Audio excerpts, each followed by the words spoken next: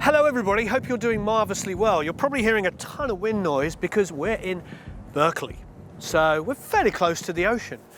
And it's a classic kind of San Francisco. What was the classic Mark Twain comment? The coldest winter I ever felt was summer in San Francisco.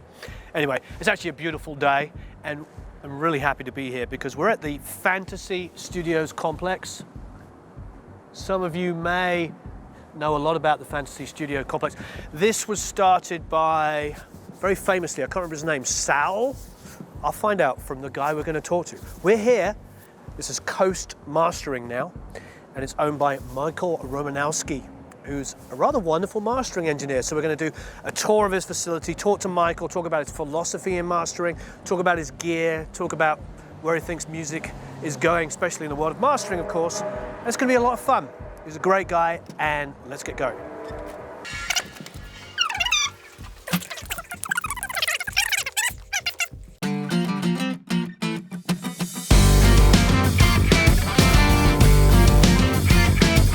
How are you? I'm great. How you doing? Nice to see you. Good to see you Nice to see you. Caught me by surprise. I didn't know you were Bada booming, bada binging, about to film you. coming on in. Yes. Let me throw that away. Okay. What was it? That was my napkin from lunch. I was making sure that was from eating. I Yes. was Decompressing, cluttered, decluttering, de something. schmutzing. I don't know, whatever, saucing. I don't know what they're like. Yeah. All right, Either let's had not enough or too much coffee. I don't know if I can ever have too much. Yes, I can. Yeah. I can. Do you start to get that little itchy bit? You know, you get that hair. You kind of like, I don't know what it is. I do know that a lot of coffee is really bad for you. We were talking off camera about the Queen movie. Yeah. Remember the scene where they're getting angry at each other? I haven't seen the movie yet. Oh, okay. No, but I am downloading the high-res files right now from HD Tracks. Okay, I want to listen. So we can listen to the high-res later on. Let's do that. Yeah. Well, there's a lot to talk about.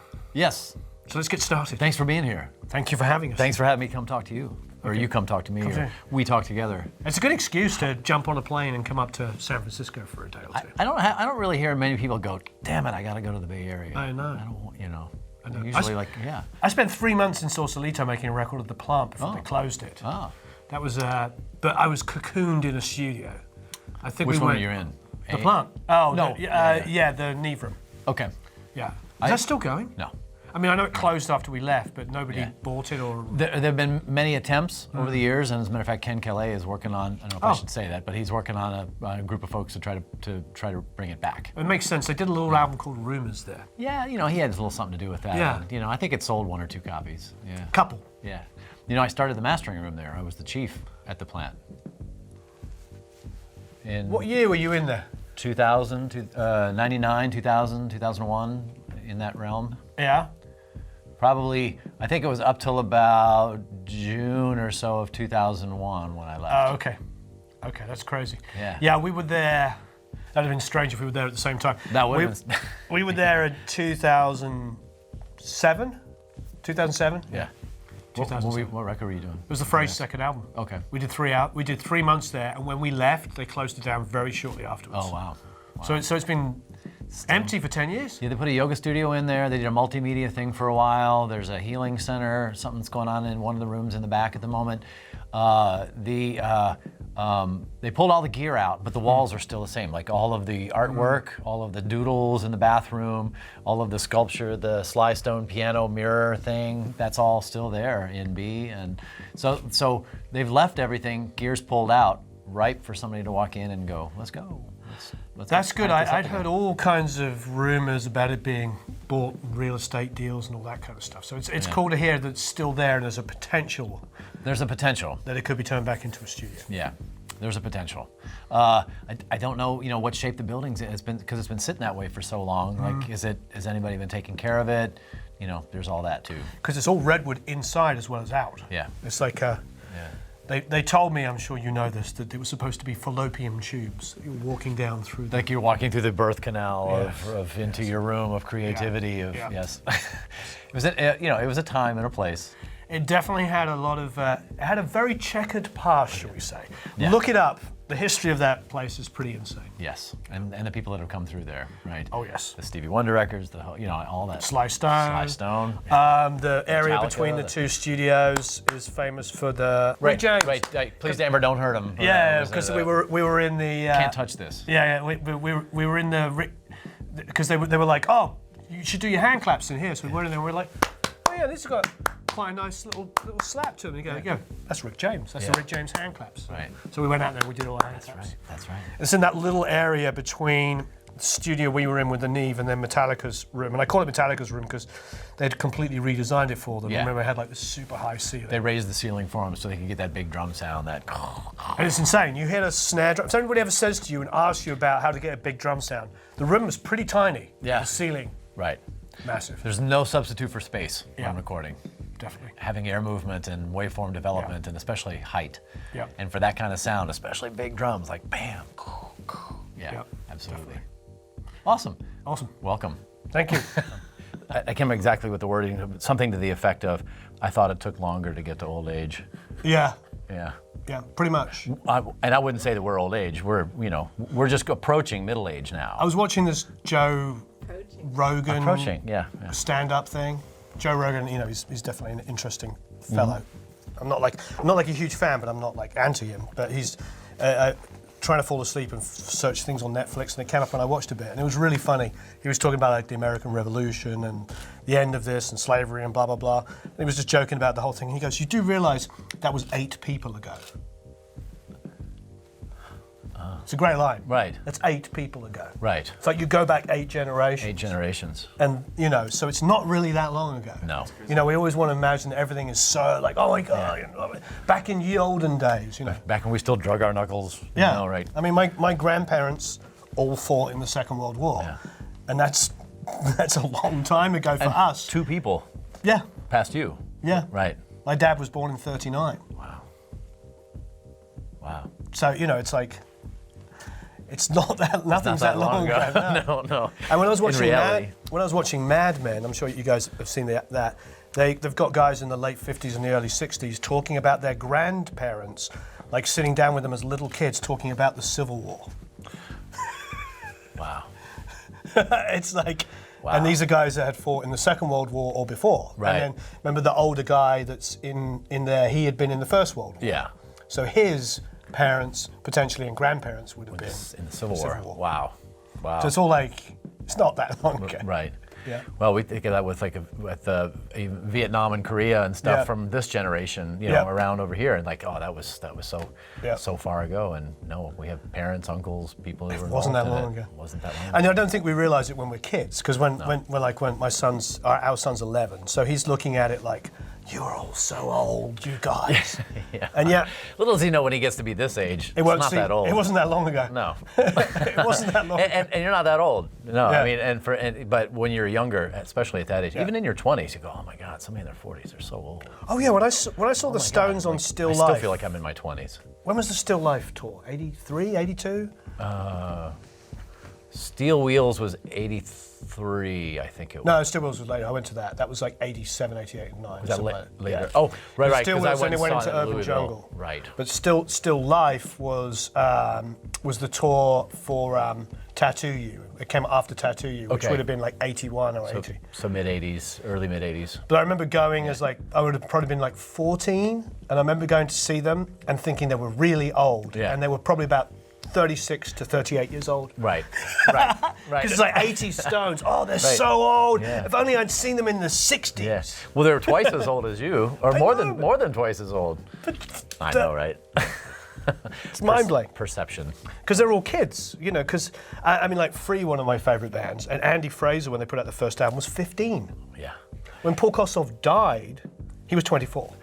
We don't see that today. We don't see that with bands that are people that are that young, visionary, creative, have the access to being visible. I mean, YouTube and stuff like that. But it's not the same thing with that. Sure. The glut, I think, covers up those people. I think, yeah, absolutely. I do believe, though, the difference between I've found from living in the United Kingdom and living here is, I didn't realise it until I moved here, but because the drinking age is 21, which is fine, I have no opinion on that, but it means that all of the venues are geared to older crowds. You can't play there till you're older. Yeah. So, and that might not seem like that big of a deal, but that's 3 years between you going out and playing in a bar. And very formative years that help direct your tastes culturally. Yeah. The things that you're into. I mean, think about all the when I got into are we talking? Yeah, we're rolling. No, okay, cool. Yeah, this is... I have to get some coffee. Okay. No, you can stop and get some coffee as well. Okay, cool. But yeah, I would just say that when I got started, I was talking to somebody about this the other day. When I got started, actually, Adam and I were talking about this. I got into this to make records because I would go see bands. Right. When I was young, my mom helped me make my first fake ID so I could get in to go see bands. Your mom helped you? She did. Shout out. I don't know if she necessarily knows that now. If she sees this or if this comes out, she'll probably go, oh yeah, I guess I did. Plausible deniability. Well, so this was in Nashville, and back then, when I was growing up, they didn't have pictures on licenses, they were paper. So you could just cut out a spare number, shave it down from the back, lay it flat, pretend to laminate it, and then just show it. And it was, unless they held it up and saw the window cutout, right. You could kind of get away with it. Yeah. But anyway, so I would go see bands, and I loved the energy. And I was like, this is great. This is what I want to do. I'd buy the record, and I'd go home and listen to it, and the record would be the thing that would remind me of the show. Mm-hmm. But it was never as good as the show. Sure. So I got into being like, how can I help get records? How can I help get into this and make them sound as good as the live show? Mm. We've totally changed our societally now that everybody's trying to make the live show sound like the record, sure. Which is a little bit different. But I got into it from a fan standpoint. Like I love music and all sorts of it, and I wanted to help make it better. That's how I got started in this. Do you remember? What was I have? And it was at a young. And if I was 21, I wouldn't have had that. Like if I couldn't have gotten in. This is a massively interesting point. I remember the moment, and I don't want to dwell on it too long, but I remember the moment where I went to go and see a band. It was probably '96. It was in Los Angeles, and I went to see Garbage play. Mm. And I remember that moment where I was like, this sounds exactly like the record. Yeah. I mean, obviously it's Butch Vig, and he's an accomplished producer, and they were a band of a blend of styles. Yeah. Where they were taking rock and indie kind of alternative sounds and mixing it with lots of programming. So I get it. They had to have that. Yeah. But I do remember, seeing Shirley, who was an incredible singer, sing, but also hearing her doubled and quadrupled and harmonies. What did that do for you? It was really boring. Yeah. Sorry. It was just a really boring show. And I remember coming back and saying it to everybody because I've had the other experience where I've gone to a show and thought it was absolutely phenomenal and was the best show I've ever seen, and then listened to it later. Yeah. And heard all of the mistakes and all the songs speeding up and slowing down and everything. Right. That was amazing when I was experiencing it, but doesn't translate in a sterile environment with a pair of headphones. Right. Right. It's those, the environment, your circumstances when you're watching a band, when you're seeing something. One of my very favorite bands. We talked about XTC and stuff as well, but one of my very favorite bands has always been for a long time has been NRBQ. So I don't know if you know them or not, but it was to me a fantastic band. They're still in an incarnation out there doing it now. The keyboard player is still running the show, and he's got some great, very talented young kids playing with him. Been around for 60 years, the band, and the live show was always unpredictable. Never had set list. Always, but just phenomenal musicianship, and it was about the experience. Mm-hmm. Standing in the crowd, singing along, jumping up and down, enjoying the show, and being a part of it. And then you listen to the records, you go, well, okay, yeah, but not quite. It's not quite the same thing as being there. And I think it's, I think that's one of the things about live music, and I wish we would do that more so in this country. I know Europe is there's a very live-centric. People like to go out to see shows. I wish we would do that more here. Because there's a feeling, when you have that energy, it's an immediacy. And I always get brought back to it. We talk about the records and stuff. When I put them on, it transports me back to a time and place. And I think that those are ingrained memories of just being a fan, I do wonder, to play, sort of devil's advocate, I wonder in a lot of artists' defense, they're competing with more things than we had to.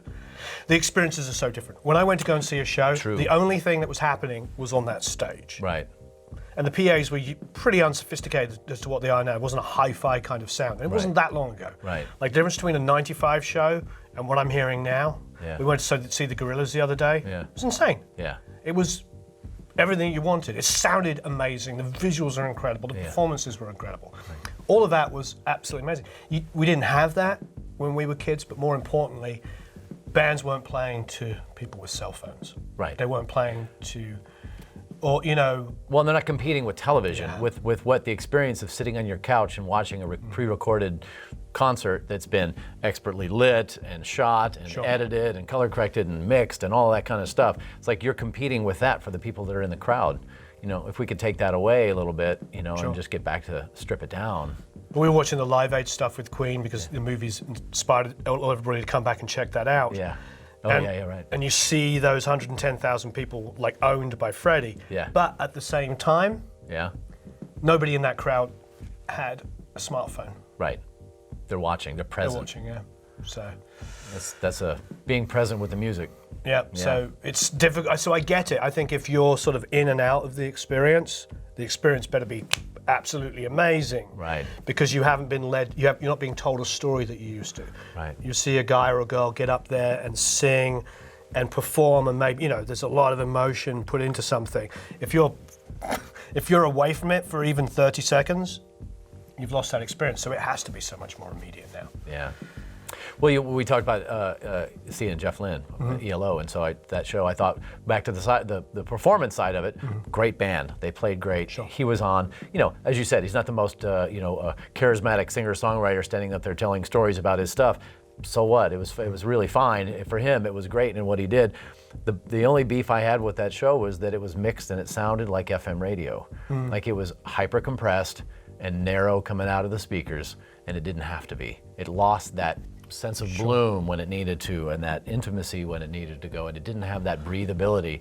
It was just this flat thing, and I was, it's like, oh my God, I'm watching ELO. This is fantastic, and it's like listening to the radio. I wonder who was mixing it. I wonder that because I feel like one of the, and this is a great way to talk about mastering, to be honest, is like, I feel like some of the biggest hits and misses in music for us are the same things. And what I mean by that is new technology. Yeah.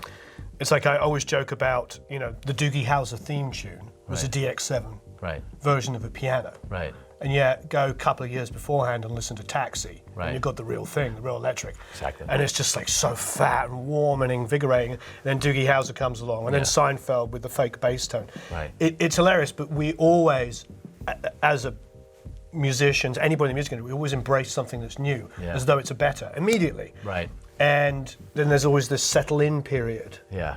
So I wonder, and I've seen I know what you're talking about with the live experience.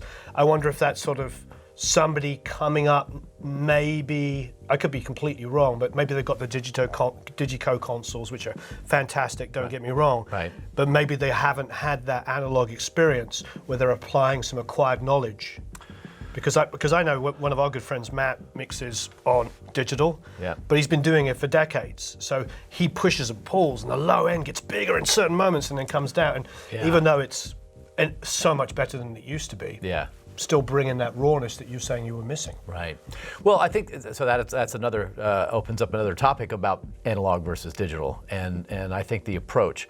And I think that there are still people who have never touched analog, like say a mixing console, working on digital, that are using what would be considered analog approaches to it rather than digital approaches. It's the math involved, and how are you handling the math versus how are you handling the noise floor and the gain structure and all of that. And pushing everything to the top digitally is not what you want to do. As a matter of fact, you want to bring it down. It sounds bigger when it's less than, because then when you start summing, you're keeping as many of the bits as possible.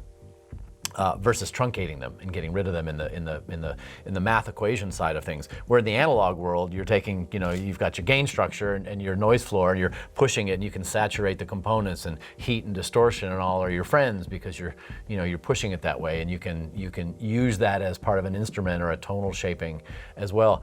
But you're right. I see people coming up these days that have never had that experience, yet push their digital consoles in the same way they would push an analog console, and it's not the same. And I feel like that's what I was hearing at that show. Oh, you did? Right. I did. I would go straight to, this is what somebody knows. They're listening to records and they're trying to make the live thing sound like how they're used to hearing it from that pushback, rather than this is a different medium. Embrace the different presentation of it. Let it be its thing, and Sure. let this be its thing.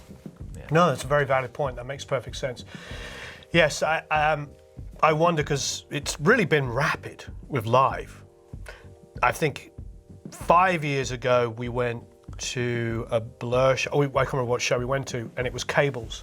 Huge, massive rays of cables rolling down the middle of the Hollywood Bowl. Yeah. And you could trip over the amount of cabling. Yeah. And then we went a year ago, and it was Cat 5 cable. Cat 5 cable running down. And I'm like, what's going on, Matt? And he's like, that's my mix. Yeah. It's like, Whatever you do, don't slip don't that. step on the cable. And it's been pretty rapid. I mean, I think 10 years ago, digital consoles were really coming in pretty heavily, but I actually didn't think they sound very good. No, they didn't sound very good at all. Yeah, we went to what's it called? Red Rocks and the Fray. Okay. Were mixing. They were mixing with a digital console, and I was like, yeah, it sounded good, but it wasn't. There's a flatness to it, especially if you don't work it, know your tools. That'd be the same with anything, really. I mean, whether you're mixing, recording, live, mastering, whatever it is know your tools, but it's not about the tools. Right. It's up here, and it's your ears, and it's your perception, it's your experiences that you bring to it, not the fact that you've got this whiz-bang thing and it's supposed to do all that for you, and you go, oh, I can do that because I just hit this preset number 12 and now we have rock, Right. And no, not the same thing. To be honest, I'm terrified of digital mixing consoles. Yeah. That same show we went to, the front of house guy, to make a flight, said to me, can you take over the last song? For real. What? Wow. And it was Mark, their old sound guy, and it was terrifying. Yeah. And it's, to me, live, it's funny we're on this live conversation. Yeah. And recording, couldn't be, they're chalk and cheese, as we say in the UK. To me, they're so different. Chalk and cheese. I like that saying. Yeah. I haven't heard that one before. Oh. I'll use it. It's an old, I'll still give you credit for it. old British. Don't give the British Isles and Ireland credit for that one. My mother used to say it, and that's the Irish side. So, Well, I got my start in live sound. Oh, you did? That's how I started engineering. So maybe I have a fondness or a particular Were you a musician? criticism of it. Yeah. And I started playing gigs and would look back and like, well, who's that guy back there and what are they doing? Oh, that's your sound man. They're like, well, what do you mean they're my sound? Like, what are they doing? Right. Oh, they're twisting knobs and they're pushing things and stuff like that. And as a tech guy, math and computer science was what I was going to school for. Was very fascinated. What is all this? What are those things? What's going on? And after finding that out and so the long story short of all that is that I was doing that and I kept bugging the guy. Well, show me the house sound guy at this. I was in longer story short. No, it's not short. It's not as short as it started out. I was in Nashville. I went to college in Bowling Green, Kentucky, and it was. Where did you come from? Where were you born? I was born in Michigan. Michigan. But at 10, I moved to Nashville. So I grew up there and went through all that until I moved out here. And that's why I hear such a strong Southern accent from you. Well, there's where the whiskey barrel comes in out front. That's to bring my accent back, because it does come back when I do that. No, it was a perfect spot to be because it was on the main highway going north and south from Nashville. So anybody coming to or going from on tour was playing at this one club, this place called Picasso's, and it was a fantastic experience. And as I got to start bugging the house sound man, like, hey, what's going on? Well, I'll show you a little bit. Okay, cool. And after time, it would be like, I'm going to take a break. You run it for a little bit. Okay, cool. And then after a while, it was, hey, I'm taking the night off. You got it. And after a while, it was like, I quit. You're the house sound man. So I found my way into that just by being inquisitive and like I wanted to know what was going on. But I found that it was two things. It was great for ear training because I had to make a decision on the spot about what something sounded like or should sound like that I had no exposure to before. Some band coming through, 2 or 3 a night, or however it was, I didn't know anything about. I had to make decisions about how they were supposed to sound, and I thought that really leads to that narrow focus, that perception of kind of digging in. I have a question. Was the PA big enough to put everything through it? Yes. Oh, okay. Because that was the thing. I did a lot of, not a lot. I did some live mixing, and that was one of the biggest mistakes I made. Was I wanted to put everything through the PA. Yeah. and I'd be halfway through a show realizing that you couldn't hear the vocals. Yeah. Because it really was a vocal PA with a bit of kick and snare. Yeah, yeah. So, baptism of fire. Yeah. Well, trial and error. It's how we learn. At some poor band's expense. Yeah, that's right. and they turned into XTC, right? Yeah, exactly. Or something. Yeah, no, it was big enough that it wasn't just sound reinforcement. It was amplification. Everything needed to go through it. It wasn't a large club, but it wasn't a small club. Right. But I was working with bands at that point and doing that, and being in a band and playing, we started recording and realizing, I was like, well, that's very similar to what I was learning over here, and that's how I got into taking it beyond live, was the experience of that. But I still think it was ear training and attention and being able to describe something. Like when I teach classes, I talk to kids about, I say kids, and they're in their 20s and teens and 20s, but kids these days, get off my lawn. Yeah, Eric, you're a whopping 24, aren't you? You kids today, you don't know how it was. Kids today. We had to wire both sides of a cable. I don't know. I don't know. Well, let me ask you a question, because my experience, was this yours, is like, I would freaking wrap a cable, mix a live band, whatever it is, just to get paid to be in the music industry. Yeah, oh yeah. Just be there. I don't know, getting paid wasn't always part of it either. Sure, to be around it. But to be around it, to learn, to pick up, and to understand, and to... I was in a club band at 16 playing Chic covers and Sister Sledge. Oh, nice. And all that kind of stuff, yeah. Nice. With a girl singer, like doing all of that stuff, so. Very cool. Yeah, sent me over to Germany to do shows. The point was like anything to make just money, to be involved in what we loved. Right, yeah. Sleeping on couches and working at studios and, you know, spending all night and never going home and, you know, all of that. Sure, I'll make coffee. Sure, I'll do whatever, you know, learning all that stuff. Yeah, absolutely.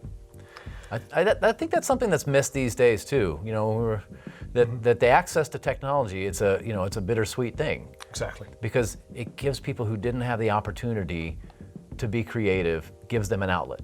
It gives them an opportunity to learn and grow and push and figure out who they are and what they want to say and those kinds of things. On the other hand, it's also the danger is that a lot of people are making records that shouldn't yet. Sure. They're at best good demos. Right. Use those because we don't have that same sort of, I wouldn't say farm team, but the walled garden of the labels. Like you had to get to a certain spot for them to go, great, we're going to invest in you and put you in the studio and we're going to do this. Now there's no barrier. There's no point of getting to a spot. Anybody can, loops and samples and overdub and editing and all that stuff, anybody can sound great. But but can they go out and do a live show with that? Or, you know, are they really truly talented and expressive and artistic and have something to say? Or is the technology creating a false sense of creativity and, you know, music of something?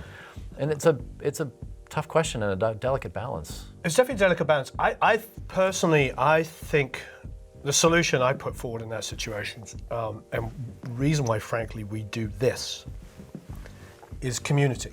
Because if you can create and harbor and just, you know, empower people to work with each other and collaborate, that gets rid of that thing. Because what was good and or bad about some of the label approach, the sort of, you know, ivory towers sort of thing, was yes, they would pick up somebody and they'd drop them into a system. But I was dropped into those systems and they weren't quite as contrived as we want them to believe. You know, we want to believe that this label would go, Michael, we're going to make you a star, and here's your publicist, and we're going to style you, and this is how your songs are going to sound, and this is. Actually, it wasn't really like that. It was a little bit more rough and ready. Yeah. But there was enough money available for you to fail a few times. Yeah. Not a lot, but enough that if you were talented enough and you worked hard, you could get through it.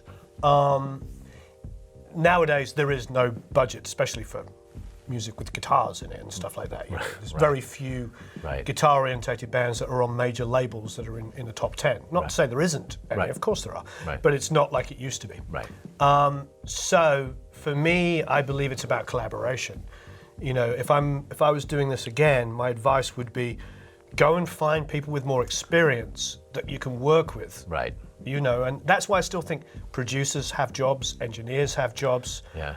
Not necessarily because, you're not talented, John, Fred, Frida, you know, whatever it is, they can be talented. But Tom Petty famously said, if he'd been a good guitar player, he would have been a terrible songwriter. Yeah. The lesson is like, find people to help empower you and help you flourish at the things that you are good at. Right. Because if I spent half my life relearning Pro Tools, Right. I don't know, like I don't have time personally to learn a new DAW. Right. Right. You know, and still be good at what I do. It's not that there aren't really good new DAWs. So a guy came to the booth when I was hanging talking to Mark and went, oh, I love your videos, like 3 years ago. I love your videos, and I know you like BAE, so I'm building my home studio. Here's my son, and his son was like 18, because we're gonna build it, you know. Guy, every stereotype, lawyer in Connecticut. Right. So, you know. Got a cabin, back 40, something. Exactly. Perfect place for a studio. Yeah, exactly. Gonna set my son up. Yep. So what do you need? And I was like, oh, I love the 1073. And it's like, oh, what should I get? I was like, well, you know, I was like, you know, there's some racks and blah, blah, blah, and all this kind of stuff. He's like, oh, okay, cool. Well, I think, you know, can I get 18 of them? And Mark's like, sure. You just pay for my whole trade show. You know, $3,500 a piece. He just sold 18. That's awesome. He's doing the math, like just pay for the trade show, the hotels, everything, and we made a profit. Right. Right. But you and I, we're as not professionals, we're not buying. I'm not buying 18 of anything. We're not in that league. Yeah. Right. I don't know about you, but I'm. Yeah. I mean, 18. Right. But they're looking to us as thought leaders. Yes. So that's really what this is about. Is like I want to watch this video because I want to know why you made those choices. Yeah. And then if you tell me why you made those choices, then I'll trust your choices. Right. You're a thought leader. You've got acquired knowledge. And what I do like when we first started talking, and I think is something that we don't even have to focus on because it's naturally going to happen, is that you're not like, oh, well, this is my chain and my quote unquote sound, and you're not spending your whole life defending it. Right. That's very refreshing. Thank you.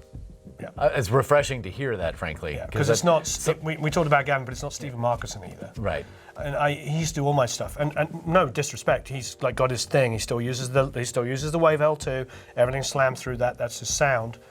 But we did a record with him, and it was the Aerosmith record, and it was so unbearably bright, but it wasn't loud. That was what was annoying about it, because it didn't have that warmth. When people are talking about analog, and none of us like the word warmth. I like weight. Right. Weight, sort of. I don't know how you describe it, but that's what I feel like Transformers bring to me. They seem to bring this weight. Right. That'd be a good thing to. You'll do all that probably naturally anyway. But I think people are looking to know why there's a reason, because I have real Pultecs and I have emulations. For some reason, nobody's yet made an emulation that sounds like a Pultec. I don't know why. I do understand how. I own an IR business. I bought Rosen Digital. So I understand how to create impulse responses, and I know how to sweep things and do all this stuff. Right. But I also know that it never quite works outside of speakers. Right. So when you're sweeping it in gear, you may well be able to read the exact frequency response of a piece of equipment. Right. But there's 15 different things that... The interaction of all the different components at any given setting. Yeah. And being able to characterize that infinitely. Because you have to have, you know, well, it's not one of these. Like, for example, the UA tape machine, the ATR. This is what I want to do. This is a really good thing. So I'm going to phrase this as a question. Part of our tape project. So they came to you. Yeah. So the UA plugin is that. Yeah. Well, let's talk about that kind of. So I'm going to ask you this question. So how do you feel now? What we've talked off camera about this, and what I love is that you're not. This is a big word. You're not a Luddite. Okay. I don't know if everybody. If you don't know what that means, please look it up. I don't think people know the violent nature of Ludditism as well. Sure, I wouldn't necessarily. So I want to be clear with your question with it, because I understand what that really means. I mean, Basically, a lot of the decisions you've made are based on your experience. You know, you've talked about starting off as a musician, then doing live mixing, and just like fighting for whatever to be in the music industry and be surrounded by this. Yeah. And it's interesting that I think the brightest and the best usually end up as either mixers or mastering engineers. That's where you sort of end up. You know, a lot of producers and engineers end up as mixers. You know? Right. And I get it. It's like the last bastion. Yeah. You know. Yeah. And mastering is the last bastion. Yeah. It's the last part of the process. Right. And you were just mentioning that you've got involved in plugin development. Yeah. Well, I've been beta testing and working with a couple of companies and UA a lot since the very beginning with them getting into that stuff. I agree with it, and I don't limit myself to it. You know, right. I choose the best. Like we had talked about this a bit ago. I approach music like I'm listening to it. I have a chain, I have gear, I have stuff. I like the sound. I feel this. It does that. You know, all those kinds of things. But it's not the same. Every record is different. Every record that comes to me is different. Every song within that record is potentially way different. I could not imagine using the same chain for everything. I don't have, I feel like it's my job to help the artist be more them than they are when they come in. Not putting my stamp and my sound on it because I'm there for them. At best, my name is small and buried somewhere way deep in the credits, if that. My name is not on the front of the record. If it was, I'd be way more, you know, that'd be a whole different thing. But my job is to make artists and records sound the best bring out the best of the nature of what they are themselves. My work is not about this. Although these are the things my experience tells me I use and I choose to use. My monitoring environment is the most important piece of equipment I have in here. My decisions are based on my perception. If my perception is off, then so are my decisions. But it's all up here and it's all in here. And the decisions I use or the decisions I make, sometimes I'll use a plug-in, sometimes I won't. More times than not, 98% of the time, everything I'm doing is out of the box. But that's because, you know, I choose that it feels good, but it's never always this compressor, never always this EQ, never always anything. It has to be adaptive to the music because that's what comes first. That's why we're here. Right. It's the music. It's not the bragging factor of the right gear. It's not the Ludditeness of, you know, you digital people get off my lawn, you know, Sure. you know, stuff like that. Back to that. It has to feel good. It has to be right, and it can't be the same thing every time because no single chain is going to be the right thing for everything. Absolutely. I think. And you asked about plugins. I realized you asked about plugin stuff to begin with. I think they're great. And when I'm mixing a record, I'm doing something with, I use plugins and I choose ones very carefully and because of their sound. And they may not be definitively an exact copy of something else. Doesn't mean they're not a good tool. Mm-hmm. And I can use them as a tool. I just have to understand that they're different because of this. My wisdom, my experience, my perception tells me that this plugin of this EQ is not the same as this hardware EQ. Doesn't make this one usable, doesn't make this one, you know, have to be on a pedestal and I have to use it because I have it. It's because it's the right tool for the job. I have a question.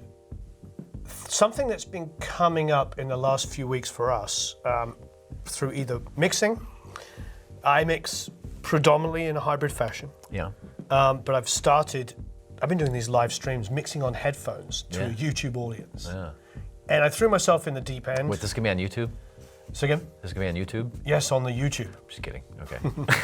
On the YouTube. The YouTubes. You remember The Office? Yes. Is the YouTube here? Yeah. Sorry, I interrupted. Yeah. No, it's quite all right. The reason why I'm thinking about that is I've talked with a bunch of different people that have moved from consoles only to consoles hybrid to summing to completely in the box. Yeah.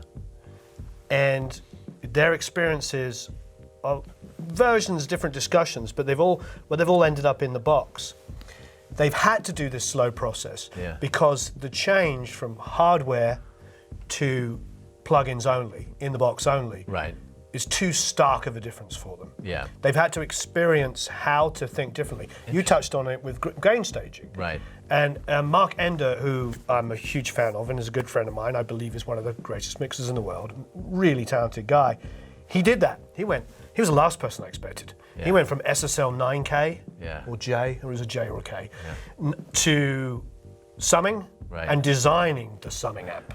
Being so, thinking it was so important, to now just losing the summing amp and now he's mixing entirely in the box. Right. And the thought process behind it is, and the reason, this is another thing, just to really throw a spanner in the works, see what you think about it. What's been coming up a lot is one of the things about analog that we like is the randomness. Is the reality that if I buy 5 1073s, I don't care if they're handmade by Peruvian, whatever's Right. in a shack in so-and-so using the finest components of whatever, Right. geranium, schmeranium, whatever. Right. They all sound different. Right.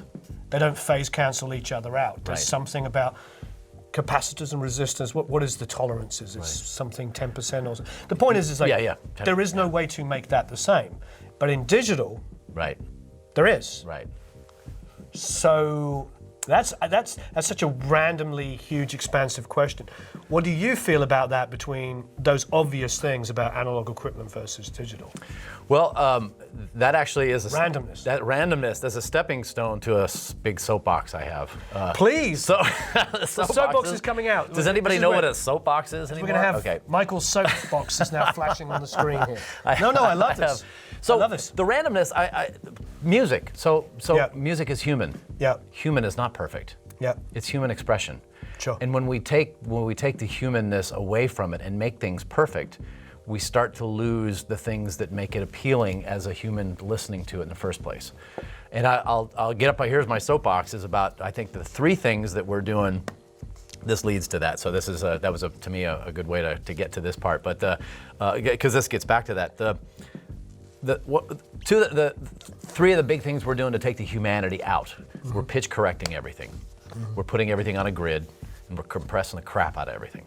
We're taking away the dynamics, the variations in tone, and the variations in beat. Those very three. Can I pause you for one second in the middle of this? Yes.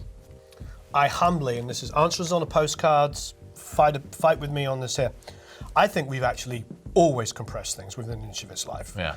And I think that this is one of the things, and I know that you're far more educated than a lot of people are doing this. I get from artists, people say, oh, this is too compressed, or this. No, it's not too compressed, it's badly compressed. Badly choosing your adjective. I've made right. records with the Shelley Yakuses and the Jack Douglases Right. and the guys that I grew up admiring. Right. And I was amazed how much compression they made me put on things when I recorded it. Right. I was like, Jack would be like, oh, compress it more. Yeah. And then it was hitting tape, and the tape was like this. Right. And it was getting more tape compression. Right. And then we mixed it. Right. And then it was a 160 to an 1176 in a Fairchild. Right. It was like a lot of serial compression. Right. But it was very tastefully done. And skillfully done. Skillfully done. Right, tastefully and skillfully, because it was done with an intent to serve the sound of what's going on, rather than the intent of I'm trying to control the volume, therefore I'm going to strap a bunch of compressors off every different thing and do this to it along the way without an intent. Right. Jack had an intent. Yeah. And I think that's one of the things we're missing a little bit too, is knowing why we're doing what we're doing at any engineering stage. Right. So back to the randomness Please, thing. Yeah. So back to no, it's perfect because back to that is that I think that you can have randomness in all of those aspects, and it's what those imperfections to me as a music fan that pull me into it.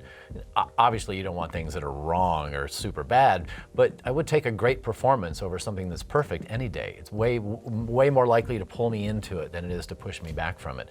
And the randomness of the gear is the same kind of thing. They all have a different sound and a different feel. You pick up any guitar, you pick up a telly from the whatever, pick a thing, and they all came off the same assembly line, and some will sing differently than others. They'll play differently. Instruments are exactly the same as the gear, and to me that also then right away puts the skill back in the hands of the user.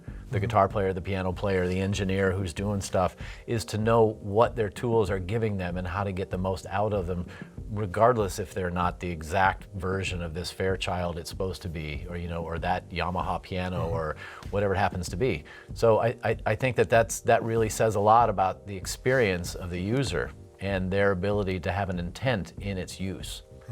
That I think we're not paying as much attention to now as we could, I think.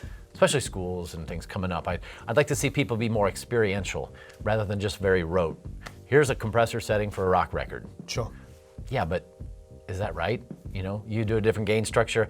Like, back to plugins. There's one of my things about the plugins. Like, I struggled for a while because they were asking me to make presets for these plugins. And I resisted for a long time, because to me, that somebody's going to pull up, a drum kit compressor, let's go to that, like a compressor setting for rock drums number 6 or blues number 2, whatever it happens to be, that presupposes so many things about how the kick, the snare, the overheads, the room, any of that was recorded, that at best it's a starting spot, and that might be a great starting spot, but it's not what you should rely on. And I see that a lot, that people will just go, oh, well, there it is, and there's my drum sound, because that's what so-and-so said, this is what a drum sound should sound like, without having any knowledge of what's before it in the chain. Yeah, absolutely. You're on my soapbox on that particular issue is exactly the same. Yeah. It's like, I love the availability and the information that's available on YouTube and other platforms as well. It's absolutely fantastic, but I also, I don't want to be too critical, because it's not fair, because a lot of this information gets people started in music, and so I applaud it entirely. But I do see every other person has a YouTube channel talking about how to do ABC, whether it be cooking, mixing, changing a tire. All of these things are great. Right. But when it comes to creativity, right. Yes, it's like, take the kick drum, boost it at 60 hertz, take that bass guitar between, and I get it, 80 to 100 on a bass is beautiful with the kick singing at 60, this is all great. Yeah. But it doesn't work on every single song ever made, and barely works on one song to another within one album. Right.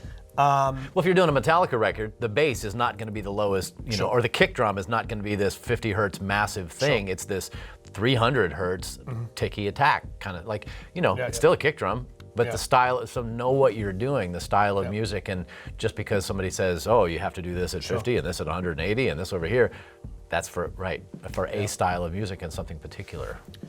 Absolutely. Rather than global.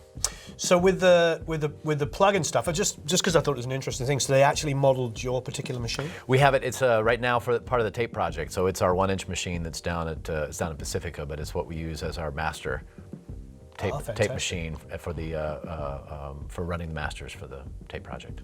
How are they modeling it? Is it so proprietary that we can't talk about it? It's. Or can we globally discuss it? We can globally discuss it. They measured it. Right. They brought in gear. They played. Right. They measured. Right. They left.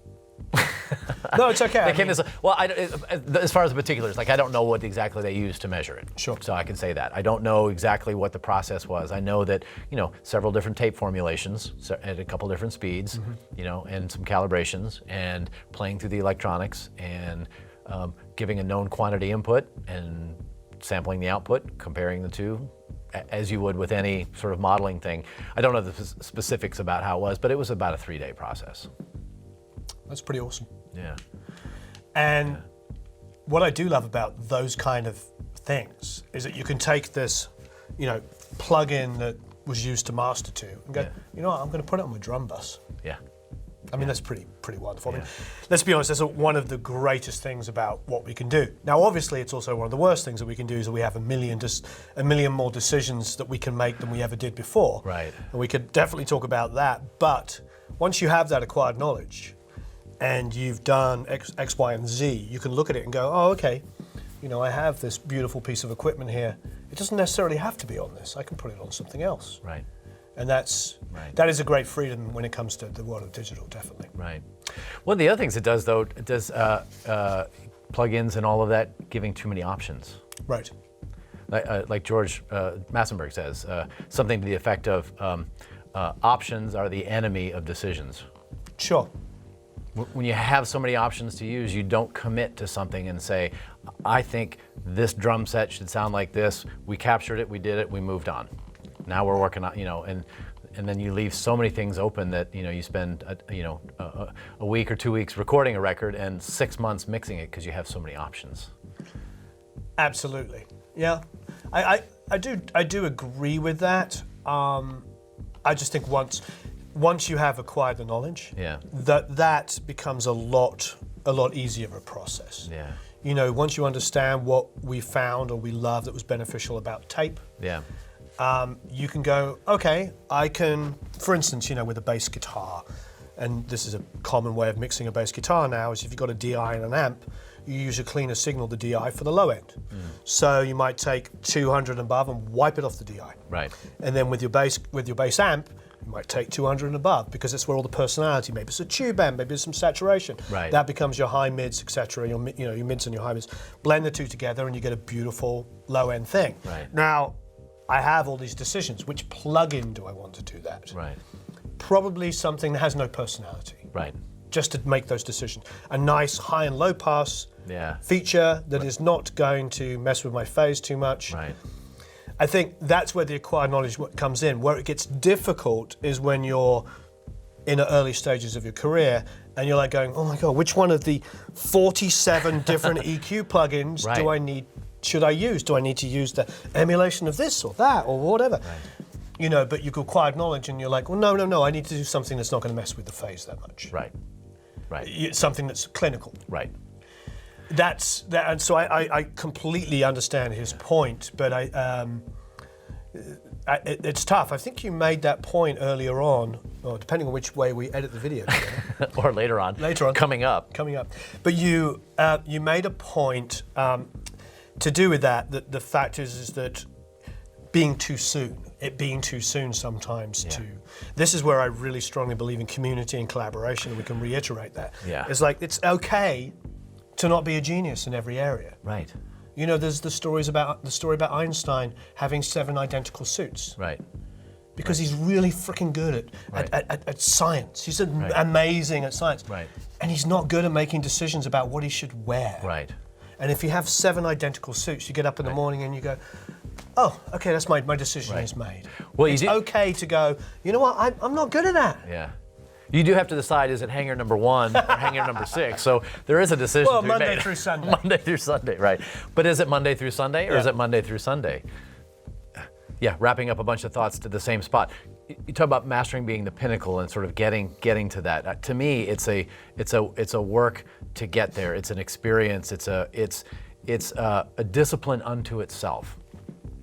I have the issue of, and this is a very soapboxy thing of, I don't think there's no hyphen in mixing, mastering, or no slash. I don't think that the person who masters should be the same person that mixes a record. Trust me, I'm fine with that. When people say, here's my budget and I need it mastered with that. If it's small, I'm like, I'll do it, but I don't want to. I'll do it under duress. And to me, it's that, and I understand. So I could say that my strong views are one thing, and then the reality of this economy and of the music community and all of that is another. But the idea of being a Swiss Army knife versus a Henkel, or something like, I think that music is special enough and important enough that you want the best person for the job rather than somebody who is a potentially decent toothpick and kind of a saw and somewhat of a pair of scissors and, oh, there's this knife that's involved in it as well, rather than something that's like, this is meant for one thing and this is how to get the best out of it. Right. Same with doctors. We do that with heart surgeon. You don't have a podiatrist, be your open heart surgeon. Just because they know medicine and went to the same school, it's a different focus. There's a deepness in the perception side of things. And the objective of any one of those skill sets, whether it's recording or mixing or mastering or marketing, all happen to be, very particular skill sets. All the M's. Yeah. I like to say the 4 different kinds of engineers on a record. Yeah. The recording, the mixing, mastering, and the marketing engineering. From my perspective, we, Eric and I, quite often, 2 days ago, I wrote and recorded with him, recording with me, a song for a commercial. Okay. In whatever minutes it was. I mean, it was just like we had this time allotted and we just did it. And that's great that you can have the acquired knowledge, the equipment, you go in, you play this part, you go, play some drums, put the guitar down, blah, blah, blah, off you go. Right. Done. But that's my acquired knowledge. And the reason why I emphasize that, the problem is I'm not learning diddly squat from that experience. What I love from a mixing perspective is I send you the music and I go, what do you think? You're like, it was really good, but there was a weird bump at like 150. Right. You know, or there wasn't enough 150. Right. And then it makes me think, what's going on? Yeah. And I know my monitoring situation. Now, like I've been doing this long enough so you know where I'm going with like 150, 200. Yeah. I've got a console, every speaker that sits on there, we just shot it out with the Sonarworks, for instance. Every speaker, it doesn't matter if it was like the Genel X, the Focals, or the little Calis that I had there. Every single one of them had the same characteristic at about 150, 200, well, 100 to 200, boom. Yeah. And that's because it's all bouncing off of my Right. SSL. Right. And there was a period of time where I didn't know that. Yeah. Right. But my mastering engineer told me. Right. And you learn from, right? learned You got feedback from your mastering engineer that says you're getting, there's a consistent thing here. I got you may better wanna as a look mixer at. by having somebody else listen to my music. That's exactly right. I love objectivity. Yeah. And I do, yeah. Plus, I'm with you. I want it to sound good even beyond, and I do lots of tests. We have 3 sets of speakers going. We have the Focals like you, well, we don't have your nice Focals. That's a whole different long discussion we're going to have on that. But we have those. We've been enjoying them a lot recently because, and I wonder if they have the characteristics across their range. The high mids are detailed, but they don't kill me. Yes and yes. So there must be a characteristic of, you know. Yeah. I think it's actually the combination of the beryllium tweeter mixing with what they're doing with the mid-range. Yeah. Because I've used several. I started off with the Solo 6s when I got into when those came out, and from there have just been using a fair amount of their product line, and I find it's a very consistent. Something about their tonality in that. mentality, yeah. Yeah. Because even after we used the Sonarworks and quote unquote corrected everybody's speakers, they started sounding a lot closer between like $300 to $8,000 or whatever it was. Yeah. But the Focals still, even though they read similarly, still sounded so much smoother in the high mids. Yeah. So it's interesting. You can EQ things to quote unquote be flat. Yeah.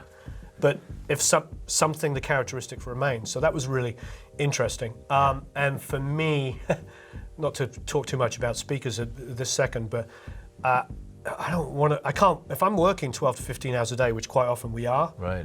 I don't want to have my high mids be turned off after 3 hours because my speakers are like, bah, shouting at me. Right. You know, and that's a big deal as a this is what we do for a living. I need that area to be smooth and listenable and be able to work on it and trust it. Right. So. Well, that's an area that listeners, musicians, humans in general, that's a frequency range that we're particularly attuned to. Very sensitive. Very sensitive to, and you can easily blow it out and make bad decisions or maybe not the best decisions. Do you listen very loudly or do you take breaks when you're working? I work on the philosophy of I move very quickly, and I don't mean at the detriment. I will listen, if I have to listen loud, it's like crank. He's worked with me for years. I mean, I'll literally go in, like we're mixing hopefully I can say it on camera, it's too late, we're mixing a Rick Springfield orchestral record. Oh, awesome. And so he's an insane singer. He's so good. But so we're mixing his vocals in with orchestra. Yeah. So it's full-blown orchestra from Romania, and it's insane. But we had to recall a mix and make some massive decisions in an evening. Yeah. So I have to run the gamut Right. of like, what does it sound like down here? Right. What does it sound like when I crank it? Right. Because this is going to an artist that wants to sit in his front room and press play and be blown away with the expansiveness of an orchestra and have his vocal up front and have some grit on it. And then also he has his live drummer play on it. So he wants to hear Bonham style, huge drums. He wants to hear all of those things. Right. And so I have to listen to like how he's listening as well as how I'm listening. So it is, the dim switch is my friend. It's like work with dim and then take it off. Be prepared to be blown away for like sometimes 2 or 3 minutes and then go back down. Right. Yeah. Well, it's good because you're hearing, your ears and your listening is your living, is your livelihood. Yeah. You've got to be, you got to take care of them. I know. So how do you then? Because most of the time I go into mastering studios, and the first thing you did, you were listening to XTC. I was really excited, and all I wanted to do was reach over for volume control. And this happens all the time. Later on, we'll do that. Well, With mastering engineers, I'm always like, I want to hear it. It's just so quiet. I pay careful attention to how loud I'm listening to. I listen. I know where. Again, back to knowing the room. The room is to me the most important piece of equipment in here, and being able to know where my sweet spot is for longevity or time or loudness, or I have to do the same thing. I'm listening along. I have to know what it sounds like when it's quiet, because a lot of people are going to listen to a record that way, given Fletcher Munson technical stuff but to turn it down and go, here's how it's going to represent itself, and then turn it up and here's how it's going to represent itself, but never linger at either one of those spots too long. I keep myself in check about 78, maybe 80 dB is my nominal listening level, and I find that gives me, knowing the room, how much activating energy there is in the room, the distance from, my time, stuff like that. That gives me a good long day without doing any fatiguing or damage, besides getting up and taking a break when I can. But I'm very mindful of that, and even not in here, walking around on the street or doing stuff, I carry my earplugs with me everywhere I go, just to make sure that if I'm on a subway and it gets loud, I'm covered. If I'm somewhere, anywhere, street traffic and it's super loud, I got to make sure and cover. Yep. So yeah, I pay close attention. No. Yeah. One thing I will say, going back to our live conversation, that's one thing I am enjoying about the new stuff. It's not as painful anymore going to see live shows, with or without earbuds. Yeah. Yeah. I'm less afraid than I used to be. Yeah. Of 100,000 watts worth of feedback suddenly coming out of nowhere. Bam. Yeah. I've done that on the live end, being on stage. Ooh. But I wouldn't change that for the world. That's not fun. Yeah. Being on stage, you wouldn't change that for the stage, world. Oh, no. It's super fun. Yeah. Yeah. So it's different perspective. So a quick question before, because I want to start talking, we're floating around with gear stuff. Let's talk about some gear and pinpoint some, especially in decision making. What I'd really want to know, and I think anybody that's interested in mastering would want to know, what has been how you've started from A, what you started with, why you changed, what you're looking for in equipment, why you want to improve upon it.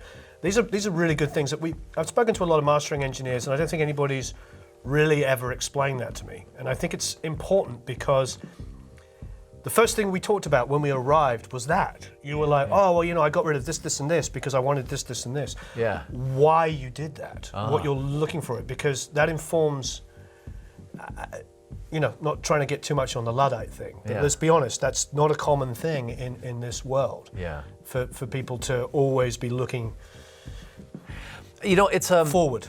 Looking forward. I want to find, from a 10,000 foot view, I want to use the best tools, or I want to do the best work I can for my clients. Yep. And I'm always looking for the best way to do that. There's never one way to do that. Like we talked about a chain, and I would never use the exact same chain, because it may work perfectly for one thing and not for another. So I want to be adaptive. But I also realize that there are several other factors. There's time where I would say tastes change about what people are looking for. When we got into trying this, like the whole loudness thing, for example, thankfully we're on the backside of that, in my opinion, and the clients I'm working with, we're finally getting past the let's make it loud for loud's sake. But there were tools that were built to specifically kind of help do that as transparently as possible. You have to kind of go that way to go, well, I'm here, the client's always right. I'm here to serve them. I can give them my opinion all day long about what I think, but I want to make sure that that they're happy, and I can guide them. But at the end of the day, again, their name is on the front, not mine. So I'm always looking for those things that give me that edge, that little bit of more insight, that last little, there's never a last little, but another little 10% or another little something that gives me something out of it, that lets me hear into it a little bit more, lets me, maybe on an EQ side, something that allows me to get into a frequency and not do damage to something else, but be honed in on where I'm trying to make some adjustment, boost or cut, either way. Same thing like with compression. Is it something that's, if I'm going to solid state gear, tube gear, whatever it happens to be, is it something that's coming in that's already been, I'm with you on the warm thing. I don't, as a term goes, but let's say something comes in all fuzzy and warm because it was recorded on 6 kinds of tape before it even came here, and maybe tubes and transformers are not the thing I want to run it through. Maybe I want something a little more stark and clean. So I've had that experience, and with converters, and vice versa, and converters, right? With converters, because I've recorded something on tape. Yeah. And I've recorded stuff on tape, transferred into Pro Tools, mixed it, and I experimented with 3 or 4 different converters.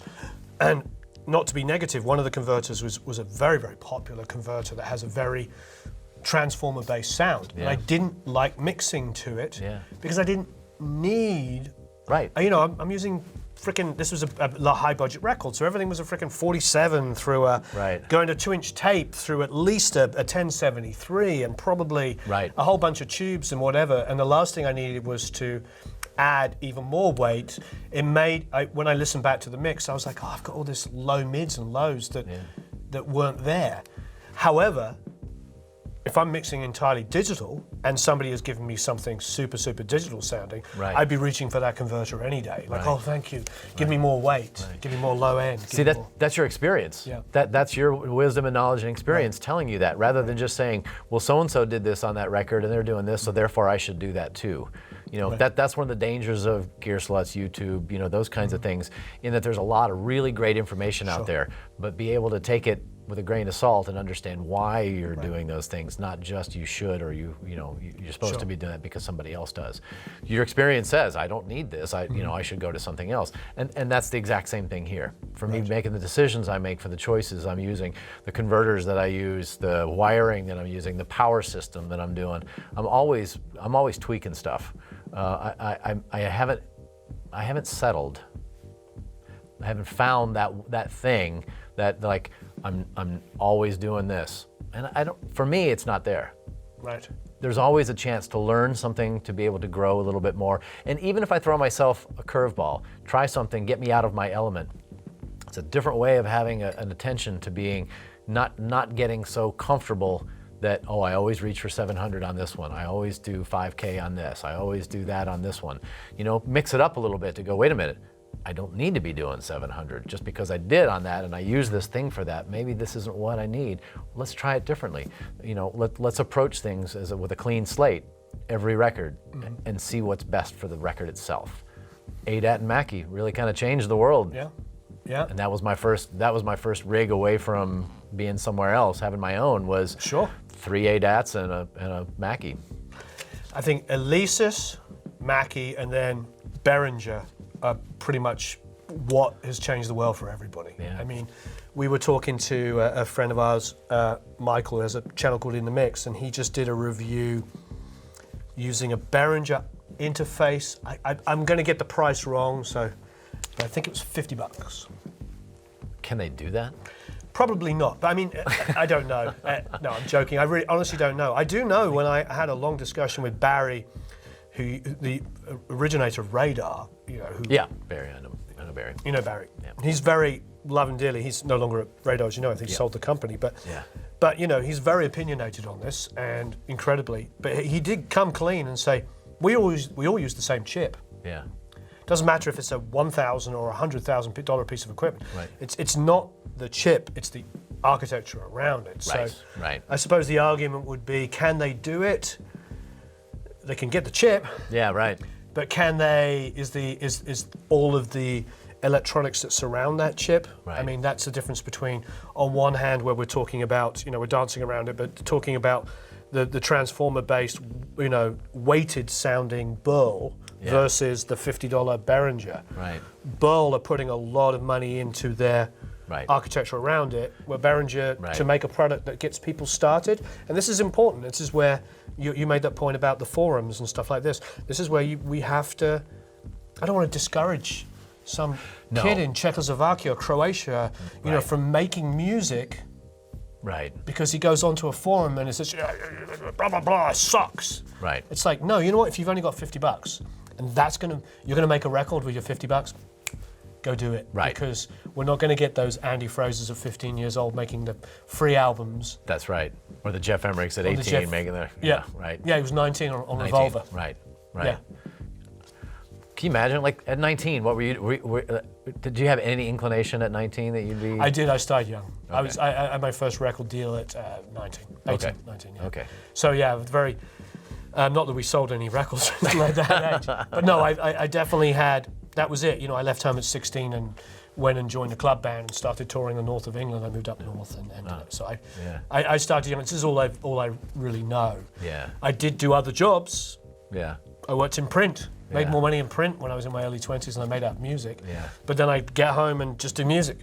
Yeah. So it's like I definitely, and I think that of our age group, I mean, that's a very common story. Yeah. You wanted to do music, you did whatever you could do to be involved. And Yeah. sometimes it was like do another job, Yeah. and it may even been a full-time job. But Yep. I've worked in my share of restaurants, bars, coffee Sure. shops, Yeah. all of that stuff to be able to allow to be a musician, Yeah. to be an engineer. yeah, I mean, you think of all the great actors. Clint Eastwood was a set carpenter. So was I think Harrison Ford was Harrison too. Ford, I was about to say, yeah. Yeah. Harrison Ford. And I know this because our neighbor around the back, Yeah. both of those guys helped build that house. Oh, Yeah. wow. Isn't that crazy? Wow. That's the wonders of Los Angeles. Yeah, right. Yeah, it's Dan Rothschild's house. So Dan will have to, maybe I'll quote him somewhere around here. But he's like, oh yeah, Harrison Ford put up this thing here. I'm like, what? Yeah. Pretty funny. Well, back to when you're talking about the chips and stuff like that. So again, I wouldn't and it's something I said earlier. Like I don't want to discourage because the technology allows people to do so, to make records. I would never want to discourage them from doing that. I think the best thing I could always say to anybody would be who's coming up in whether they're a musician or whether they're wanting to be an engineer at any level is have intent. Right. Have intent about what you want to do. No, don't just throw a bunch of things at the wall and start picking stuff off. Mic something because you want a particular sound. Choose a microphone and a cabinet and a space, or use this set of this gear or this workstation or these converters because there's a goal you're trying to get to. You have it up here and you want to get to that. Not just we'll just capture it and we'll deal with it later, and then we'll watch a YouTube video or some forum that says here's how you mix drums and you use that. Be intentional about what you're trying to serve the song and the artist. Not the gear. I agree entirely. I do think though, collaboration is going to break you out of that. So even if it's like you're in Croatia and somebody else is in Australia, work together, because that will. I learned more from working with others than I've ever done in isolation. Now, don't get me wrong. I think it's the guy way of doing it. We collaborate and then we go back to our computer or our tape machine and obsess for about 3 weeks. Yeah. You need that thing. Right. We're not guys typically, not everybody, I'm sure I'm going to get lots of disagreements. We're not really manual readers. We tend to like play around with it. It's like directions. Yeah, it's like directions. Yes. It's just a paper version of that. Yeah. Right. Again, music is people, and I one of my favorite things to do, and again, this is about listening, deep listening about what's going on. But so is being a performer, so is being a producer, is listening to other people. And one of my favorite things to do is to listen with other people. I find that when I bring people together, like I do listening events here at the studio and other places, bring people in, everybody show up with a song, an album, whatever it happens to be, and just talk about it, just play it.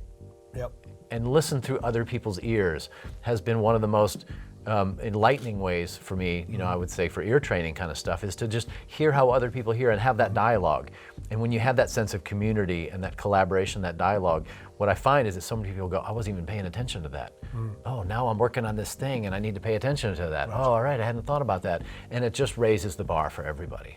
So I agree with you definitely on the collaboration thing. Like, get people together. We get so stuck in our little rooms now, so much without being able to be in a facility. And that was, it's one of the other things about studios and the nature of the scene these days is that they're more like single-use places rather than multi-use facilities. Absolutely. It just has a certain sound. Let's have a quick talk about it, and then maybe Eric can get around here a little bit. So we're talking about Pete and all the Nashville guys, and Pete was freaking out about this, which I was honestly quite surprised at, because I love Rupert Neen's stuff, and we all do. Yeah. But when you think of that, you think of engineering and production and stuff like that, and now you're the second mastering guy that I know that's talking about it, which is frankly, there's only really a handful of guys of your level. So the fact that two of you use this, and maybe even more, what is it makes it so special? Well, it's very versatile. For one, it's got a lot of different flavors, textures, possibilities about it. So again, talking about having a chain, having a load of gear that does one thing particular. The thing I like about this is I can do many different things with it. I can have it sound like an LA2A or an 1176. You've got the feed forward, feed back. You've got the silk, which is a cool feature, and a couple of different harmonic textures you can add to it or not. You can make it very clean and sort of like a clean, unpushed transformer, or you can really push it and saturate it if you want. I like one of the things it does, you've got some different dynamics controls and some width controls that are not just global but also band specific. So low mid, high mid, and high frequencies. You can do some things with. You can help solve some problems. Sometimes these days in mastering, what we hope to be doing is polishing for translatability, making sure things are as even and as properly balanced, that plays back on as many different types of systems as possible. But sometimes there's some corrective or fixative work needs to be done to get it to that stage. So the thing I like about this is it gives me a handful of tools to be able to, to adapt to maybe different problems I have to get to. Is it MS that's doing or not? The No. mid-side? No. So when it says width, how is it doing it? It's doing some, it is doing some mid-side work to it. They haven't told me exactly what they're doing under the hood and how they're picking the frequencies for that. So there is a little bit of, yes, but you can't make this a mid-side. Okay. You can't directly go, this is going to be a mid-side compressor, we're going to do something different with it. Frankly, I think mid-side for me works great with, like parallel works great with compression. Mid-side works better with EQ. I don't find that parallel and EQ works very well, and I don't find that mid-side and compression works very well. You're preaching my language. Yeah. I actually, and it was interesting because I'd watched a video, going back to YouTube, about the New York compression trick. Yes. And which is great, parallel compression. But then they were applying massive amounts of EQ to it. And I just heard this horrible phasing. Yeah. And so I said to Jack and Shelley, both independently, I was like, apparently, you're the New York guys that did this parallel thing and put on the EQ. And they're like, no, we didn't. It sounds awful. You get always phasing. Yeah, right. Right. Yeah, so somebody took it, ran with it, and goes, that's the sound. I'm going to call it the New York parallel buzz. Right. Yeah, all the guys that did it, like, no, we didn't do that. Right. So that's an interesting one. Yeah. Because if you're going to parallel and you start changing the EQ and then try to blend it back in, it can sound horrific. Yeah, as with any tool, any of that kind of stuff is in moderation. I find that people get heavy-handed with stuff. They go, well, if some is good, more is better, and even more ought to be more better. But it's not always the case. And there's where back to the idea of having good experience and wisdom and perception to be able to go, that's enough. Let's back off. That's too much. Yeah, this is super cool if you do that. Is this realistic? No, not really. So something that's coming up a lot when we're talking that I'm thinking that this is making me think is I realize as a producer, engineer, and a mixer, all of those jobs or any one of those three jobs, not a mastering engineer, it's one of those stuff. When I do my job at its best, I'm hearing de-essing, I'm hearing things I need to fix and all this kind of stuff. But to do my job really well, I have to always be thinking globally. Yeah. And when you're talking about the kind of detail that you're talking about, I don't go there on that because frankly, it takes away from, like when I'm doing like stuff like, parallel compressing on drum buses, or even parallel compressing sometimes, occasionally on on my mix bus. I might try it a little bit there. I'm not a big fan of that, but sometimes I will. It's usually because I can't quite get what I need in the process leading up to that. Yeah. Maybe there's not enough mics on stuff. Maybe there's not a way to take some room mics on the drums and create energy. Sometimes I'll take the overheads and smash them underneath. There's no room mics, all these different things that we do. Yeah. And then sometimes at the end, I still haven't quite got that, I need that energy rolling forward. So then I'll do like the submix of the whole thing. Right. However, in order for me to mix effectively, I can't sit there and obsess about it in a way that I'd want you to do. Yeah. It's like, it would actually stop me from doing a good mix. Does that sound, that probably sounds, to most people they're probably thinking I'm an idiot for saying that. But I really do think that if I applied a 2-hour mastering process to every little element of a mix, I'd still be mixing my first song. Yeah. So, and I think that when you're mixing, you have to be a lot more guttural and like, all this kind of stuff. I feel like I always respect mastering engineers that talk a little bit less of this and a little bit more of this, because that's the thing that we can't do. Yeah. Because you're dealing with 2 tracks. Now, I'm sometimes dealing with 192 tracks. Right. If I took your philosophy and applied it to 192 tracks. Yeah. I'd be sorry. Yeah. No, I totally hear you. Yeah. Which is another reason why we're talking about ultimately you you always want that last guy in the chain Well, so you can. and that's one of the things too, having that perspective that can stand further back and be able to go like this. Like, right, I've got 2 tracks, unless I'm doing surround or some other thing, but I've got 2 tracks to deal with. I can't change the mix. This is one of my, I get people going, oh, I gave you this thing and I did all this stuff to it, and I did all this because, I want to see how mastering is going to change the mix.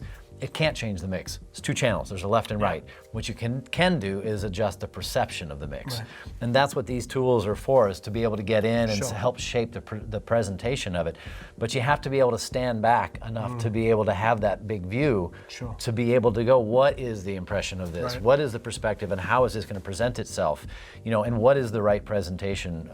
Whereas you've got balance issues. When you got 192 tracks, you can go more of this, less of this, let's put this over there, let's do this, let's do that. You would just drive yourself nuts trying to take this focus to that spot. Yeah, so recently I've been hit by a lot of people talking to me about clarity in mixes, and obviously one of those things is low mids. They get very stodgy very quickly, very easily. And so I've been seeing a lot of people talking about, cut that 350 on your mix bus. And I'm like, no! Solve it before you get to the mix bus, because you cut 350 out of that section of the song where it made sense, but now what happened? Now you've just removed it where you need it. So again, I don't want to be a mixer doing mastering. Right. One of my biggest pet peeves is people who put a lot of things on the master bus, on their bus, and even more specifically. Okay, the worst case scenario is that people that start a mix and have stuff on their master bus before they even get started. But having stuff on there, my nephew has gotten into recording and is developing his career and has gone along that path. And we were talking one time back and forth, and he's probably going to see this, and so now so he may be embarrassed by it, or not. But we talked about the idea of putting something on the master bus, and we would send things back and forth, and I'd say, hey, what's going on? What'd you do here? And he goes, oh well, I put a little, I put an EQ on the master bus, and I said, okay, cool. Why? He goes, well, the drums were a little dull. I'm like, well, why didn't you just deal with the drums?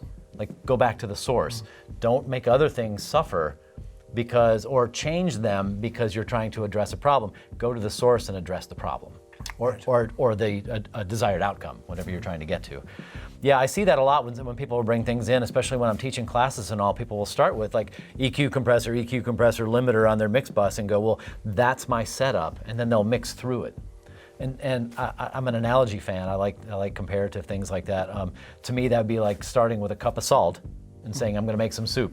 Right. Now, how much stock do I need, or how many carrots, and how much whatever to make that salt work correctly? But I think what happens, and the reason why that that method maybe is taught or encouraged, is if I put something, especially multiband compressors and stuff, on my master bus, and I start mixing through it, it will get something which sounds pretty good fairly quickly. Yeah.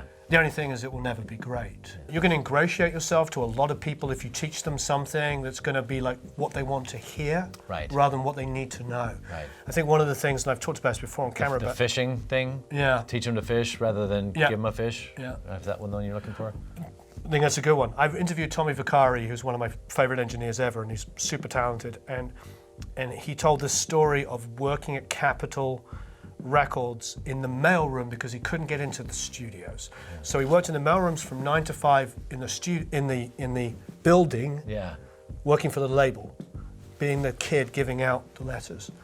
And then at the end of the day, he'd go down and hang out at the studio and became friends with them. And then he started like assisting for free for a couple of years till like 3 or 4 o'clock in the morning. Yeah. And then he'd get up the next morning and go back in and work. And he did this thing till, of course, one day, a couple of years in, they're like, oh, John didn't show up tonight. We need a proper assistant. Yeah.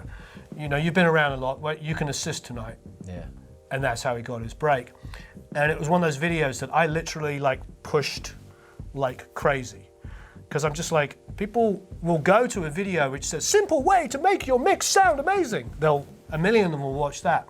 But they won't watch a video of like what it really takes to become Tommy Vicari and be the head controller of the sound of the Oscars and be, Quincy Jones's first call engineer, whose first actual production was a #1 with Billy Preston. It's like, this guy's insanely talented but very humble, and you know what I mean? Worked hard, earned it. Yeah, so it's a tough one. It's like, it's like, how do we, sometimes the story is one of, a little bit more difficulty than we want to hear. Yeah. So we want, and we all do it. I'm a human being. I'm like, what? Do you mean there's a quick way to make $1 million? How do I hit that button? Count me in. Count me in. Right. So I'm not trying to be critical of people, because people is me too. Right. I've made all those mistakes, but yeah. Right. Anyway, I'm with you. I'm with you on that. We tend to go for the quick fix sometimes, and it'd be nice to be able to go like really ask yourself, why are you doing something? Why are you doing it? What are you trying to accomplish with this? all right. So we've established a good conversation here. Let's have a quick touch on it, because I want to go somewhere with this. So with the Spectrasonics here, cool. We've talked about this. We talked how like I gravitate towards these. You have a lot of the Nashville guys are really enjoying what Bill's doing here. Jack Douglas is one that turned me onto these because he made records using this stuff. Yep. Is there anything special about this that that you use it on particular? Is it a... Well, I tell you what I use this for mostly, and this will seem odd, and this is in with discussions with Bill, and also with other folks that have been using these, and also with the needs of what I'm looking for. I actually put this on the front side more often than not. This will be so because of the speed of the limiting of this, I can get in and look at the very, very fast transients that are more, that are less musical and more sort of electromechanical and have a problem, maybe affecting things down the line. So by cleaning up those spikes, letting the music go through and getting rid of very fast, unuseful things that may cause triggering or problems with a tube or problems with a transformer, something down line. If I can get rid of that first, it sounds weird to limit first, but it actually does. It actually opens up the back end. If you're very subtle, I could be hammering with it, and then I would probably put it on the back end of the chain if I was going to do something like that. I don't really do a lot of hammering stuff anyway. So no, that's fantastic. But I find that if I've got something, I can really let it breathe a little bit more by actually limiting it, which doesn't make sense, on the front side. No, that makes sense. And that was something Bill suggested to me. Bill's like, you may want to try this. I'm like, well, that seems completely backwards. Okay. I mean, and being receptive to I think that's one of the things that we could definitely societally or community-wise be more receptive to trying things. Sure. We're not doing that so much. But for somebody to go, here, try this. Well, I mean, I feel like if you're mixing through a console, like in a hybrid fashion, or purely that's sort of what we do, and maybe that's what's not happening on a lot of digital stuff, because I use just a pair of Pultecs and the SSL bus compressor, and the SSL bus compressor is kissing 2, 3, 4 maybe occasionally, but a couple of dB on there. Yeah. And there's no parallels on the bus or anything. It's like that. That's happening, and then Pultecs for a bit of boom and fizz. Literally 10 or 12K at the top and a bit of 60. But I don't go more than 1 click up, which is much less than a dB. Yeah. It's just, those aren't dBs on those when it goes from 1 to 10. Right. I think it's half or 3/4 at the most. But anyway, so a little boom and fizz, and I do leave those on. I do mix through it, but it's pretty tiny. That's different. I know what you're saying. You're talking about ozone, isotope. These are all great plugins we're talking about, but they're mastering plugins, not mixed bus plugins. Right.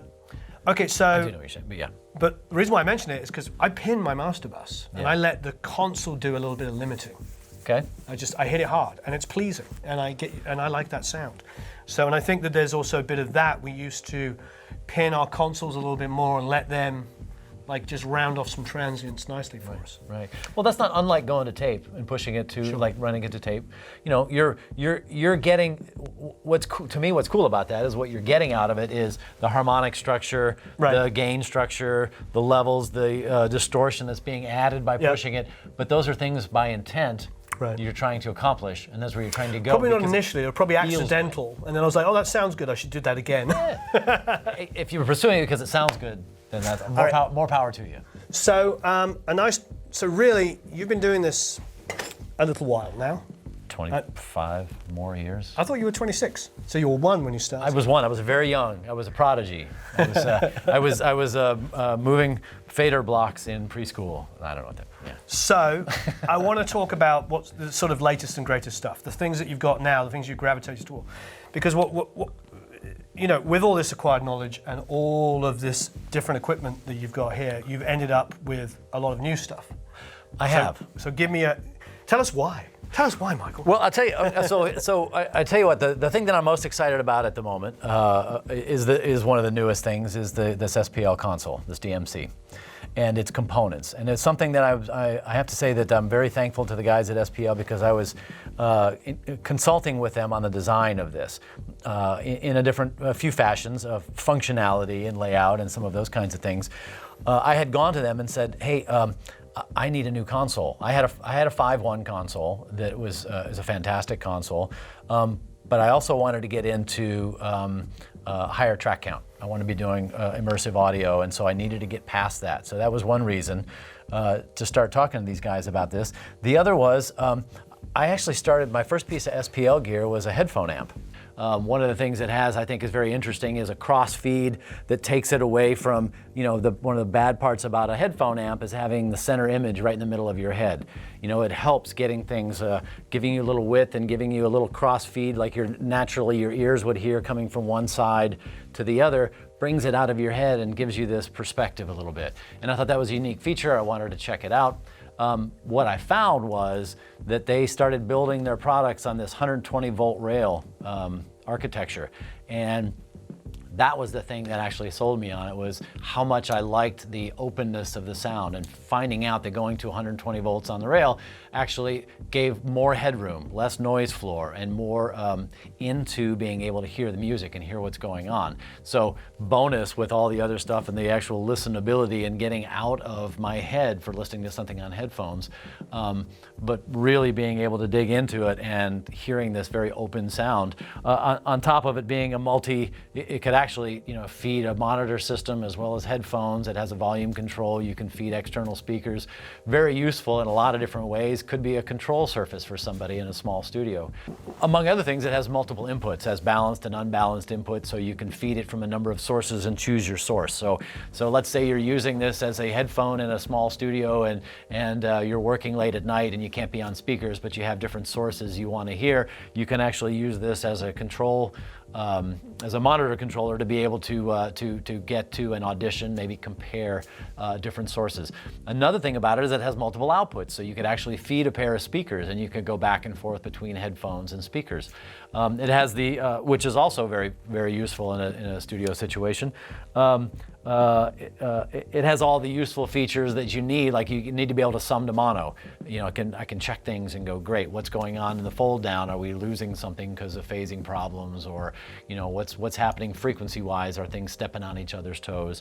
Big reason for always checking your mixes in mono. One of the other very cool things about it is the angle of speakers. So you're in this cross feed about feeding some information from the left to the right and some from the right to the left at different levels.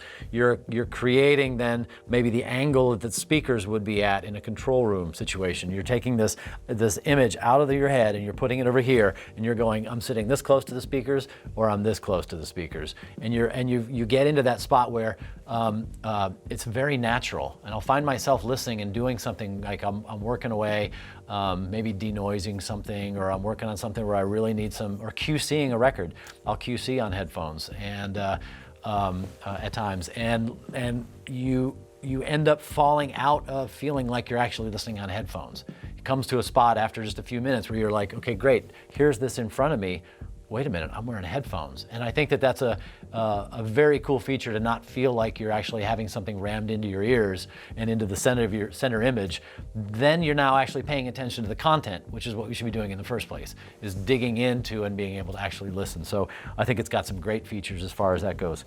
Let's see, what else? Is that common? Because I actually wrote an article on headphone stuff. Mm-hmm. I wrote an article about that, and that was the one thing that I talked about that I hadn't seen anybody else talking about, is the fact that that isn't a big deal when it comes to headphones. It's like they're doing this straight into our ears, and I'm not just talking about earbuds, but the fact that when we're hearing from a stereo source, there's all this crosstalk. Right. And you're sitting here, but your right speaker is actually hearing the left as well, and your left is hearing the right. And that doesn't happen when you put a pair of headphones on. So am I wrong, but I've not seen another headphone box that does that. The only other one that I know offhand that does that is Grace. Grace makes a headphone amp that does that as well. And they call it X-feed, there's cross-feed, there's it's essentially that the very phenomenon you're talking about is that in the real world, things come to us like that, if that were a speaker, directly, but then just subtly different, and with a little tonal shift because this mass is in the way, you end up being able to do localization, and that's how we get our cues. Right. And so when you just plug in something and you've got this on one side and this on the other, you take away all of those cues that actually make it musical and listening. What I find is that when somebody's actually working on headphones, and then I'm getting ready to master something, I can tell right away that they've mixed on headphones because the center image is 3 to 6 dB down, because they're hearing it built up here in the center. When doing something like this and you get it out front a little bit, now your balance decisions it's a little bit more translatable to speakers, because now you're effectively listening to a phantom center image on headphones.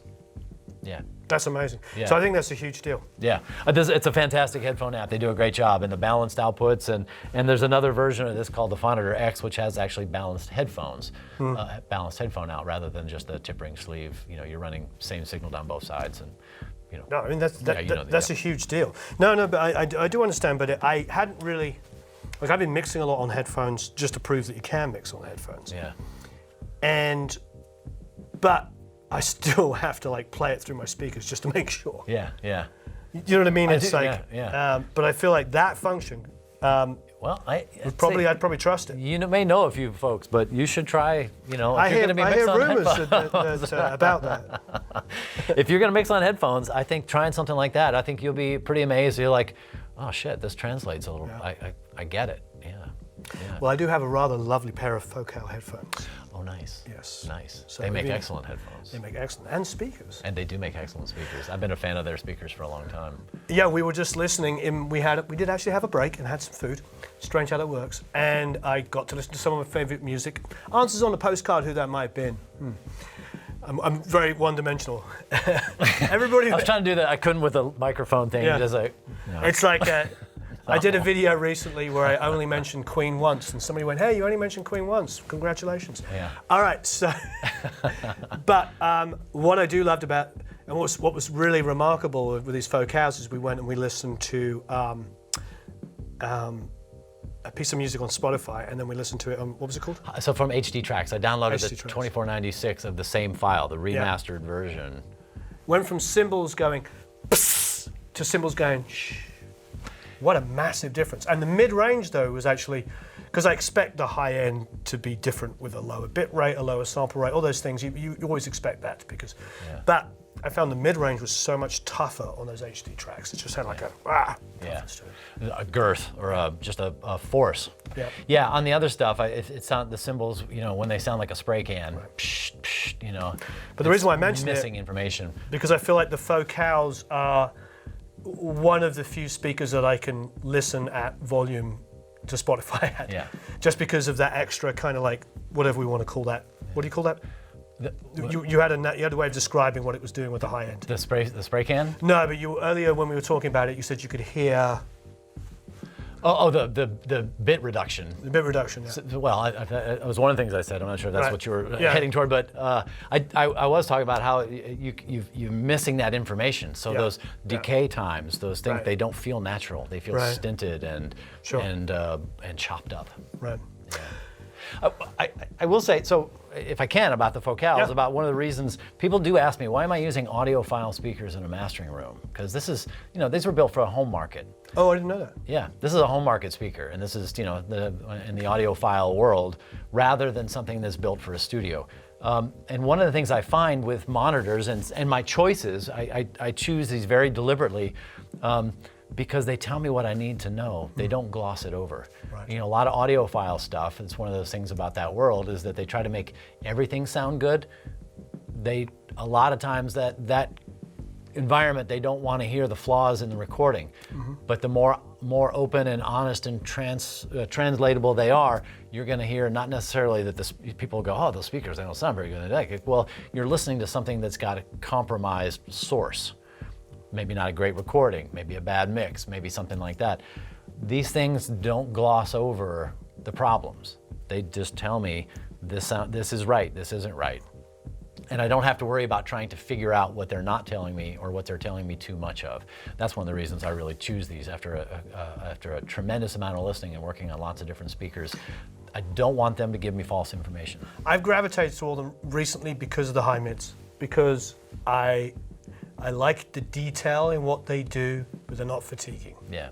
And even after I used the other day when I did that SonarWorks kind of shootout, even after we talked about this earlier, flattened them out, they still, even though they read the same as other speakers, they still sounded much easier to listen to. So I have no idea what it is. You were saying something about the tweeters?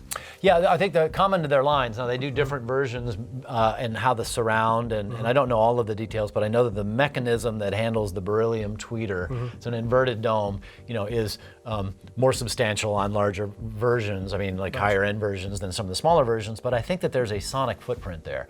I think that there's something that they're doing with that beryllium tweeter and how it interacts with the mid-range that just feels like a seamless crossover to me. Like I don't hear the crossover point. I'm not listening to highs and mids. I'm listening to this, and I think that's I think that's what you keyed in on, is just feeling like a cohesiveness in that band range. Totally. And I think that that's something that they do very well. Wonderful. Yeah. All right, well, let's keep going. I want to, now you touched a second ago on this, and I'd love to know a little bit more detail of this. I started getting into looking at exploring needing another console. I wanted to get into expanding my horizons with channel count. I've been doing 5.1. I wanted to get into being able to do more channels. I want to do immersive audio, but nobody was building a console to necessarily do that. I started doing some research about SPL after I found out about this, after I was listening to this headphone amp, and realized they made a console. And some of my favorite records and some of my hero mastering engineer, if there were trading cards for mastering engineers, I would have theirs, kind of thing. Like Bob Ludwig, for example. Bob and Adam are both using the SPL, some of their older consoles, as well as Darcy Proper over in Europe, is using this DMC. And I had contacted them and said, look, I'm looking for this. Can you build me? I know this is not a model you're making anymore, but can you make this? And do you have any pieces and parts? You could even just throw it together. And Herman said, no, we don't have this anymore. But what are you looking for? And I was really, it took me back when he was able to go, like, well, tell me more about what you want.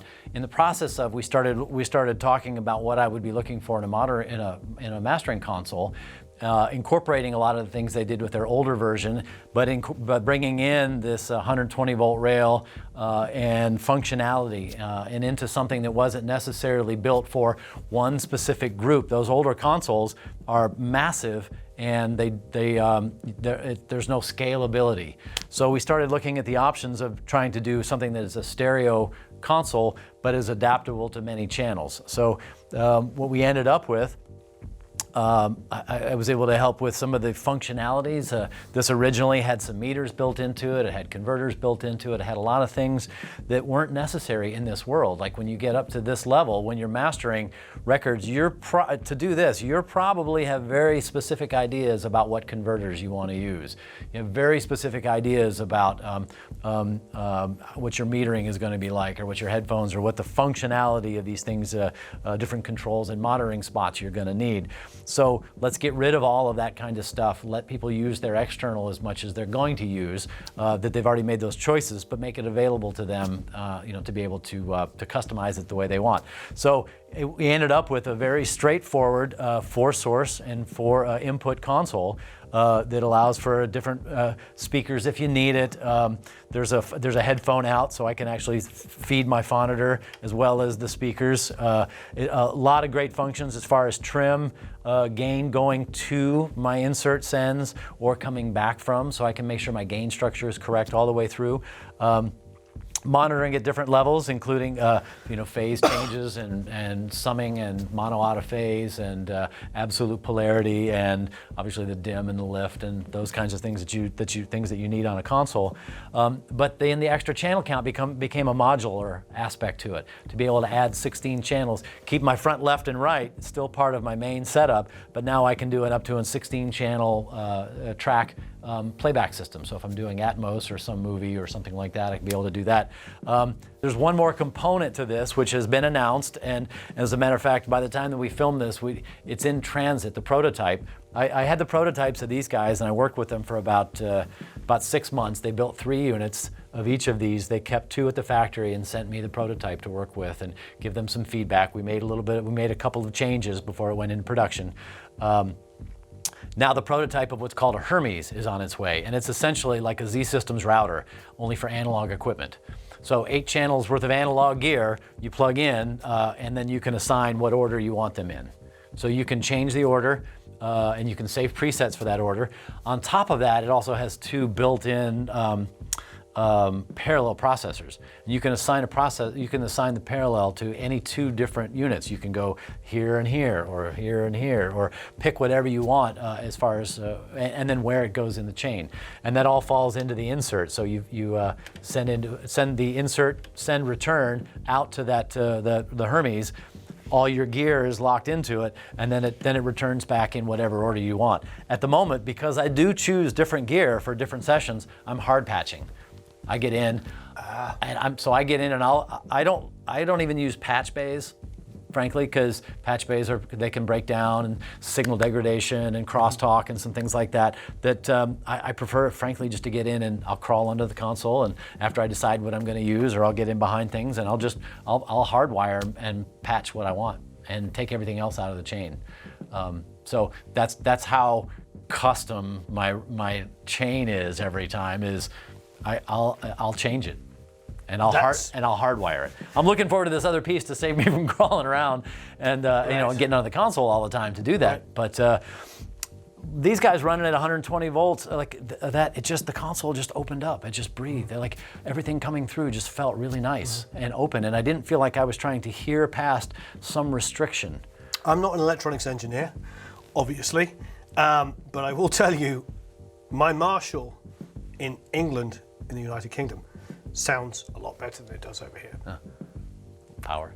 Yeah, it does. It just sounds bigger. I found I came over here and I was like, where'd all the low end go? Yeah. And all the guys that I spoke to went, oh yes, because the voltage you need to run it. I was like, really? Now, I'm not electronics engineers, so please let us know.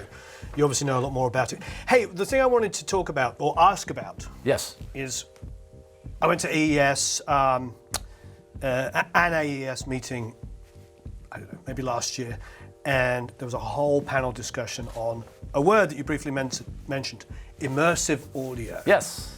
So can we talk a bit about that? Because frankly, I know a little tiny bit about it, but obviously it's the future, everybody's talking.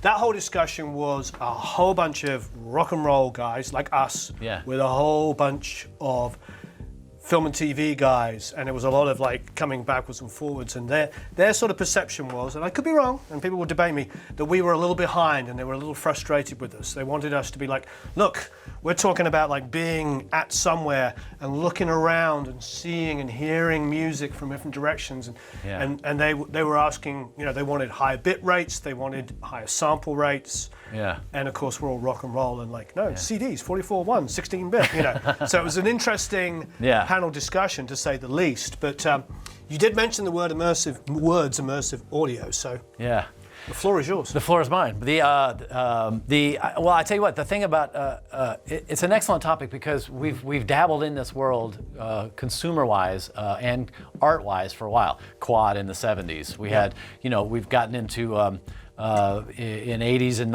in the 90s and all, we got into things like this, DVD-A, SACD. We started doing these formats, and everybody thought that the cars at that point was going to be the savior, because people are having a hard time actually setting up frankly, how many times do you go to somebody's house and a stereo and one speaker's on the floor and another's on a bookshelf? I have a spot, and I sit down, I have a couch, and I'll sit down on the couch, and I've got a spot where I'll sit and listen, and I'll be an active listener and paying attention. I realize that's not quite the norm. So imagine people putting together a 5-1 system of speakers and amplifiers and wires and all of that at their house. It didn't really take off the way it could have. Oh, I went to a friend's house who had paid, I can't remember it was like the uncle or the brother-in-law or something was a audio specialist from whatever consumer kind of place, and I sat down and we pressed play, and I'm like, your speakers are out of phase. Yeah, right. So it's not even so much the average person setting up their own system, it's just at that sort of consumer level. I don't know if there's a huge, there's obviously lots of exceptions, there's very talented people out there, but So you didn't see the difficulty in setting something like that up, and so it didn't really take off until people thought, oh, with a car, because you're in a fixed environment, not to mention rooms and treatment and stuff like that, right? But you're in a fixed environment, so therefore, but the car had lots of problems as well. You've got road noise and engine noise, and nobody's sitting in any really great spot. It's all been compromised. Sound is bouncing off the windshield. You're sitting on one side of the car, not in the middle. The other one's hitting at your feet, and it's just like it didn't really work.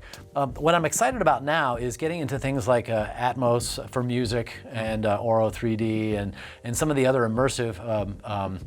Fraunhofer's doing MPEG-H. There are several different formats, and Sennheiser's doing Ambio. Like there's a few different versions of what's going on with immersive audio, meaning that it's grown beyond 5.1. So immersive, you could say, surround was the nomenclature for a while. Now we've got into immersive because we're adding height channels. Right. So that's adding some version of speakers that are giving you the illusion of a Z-axis.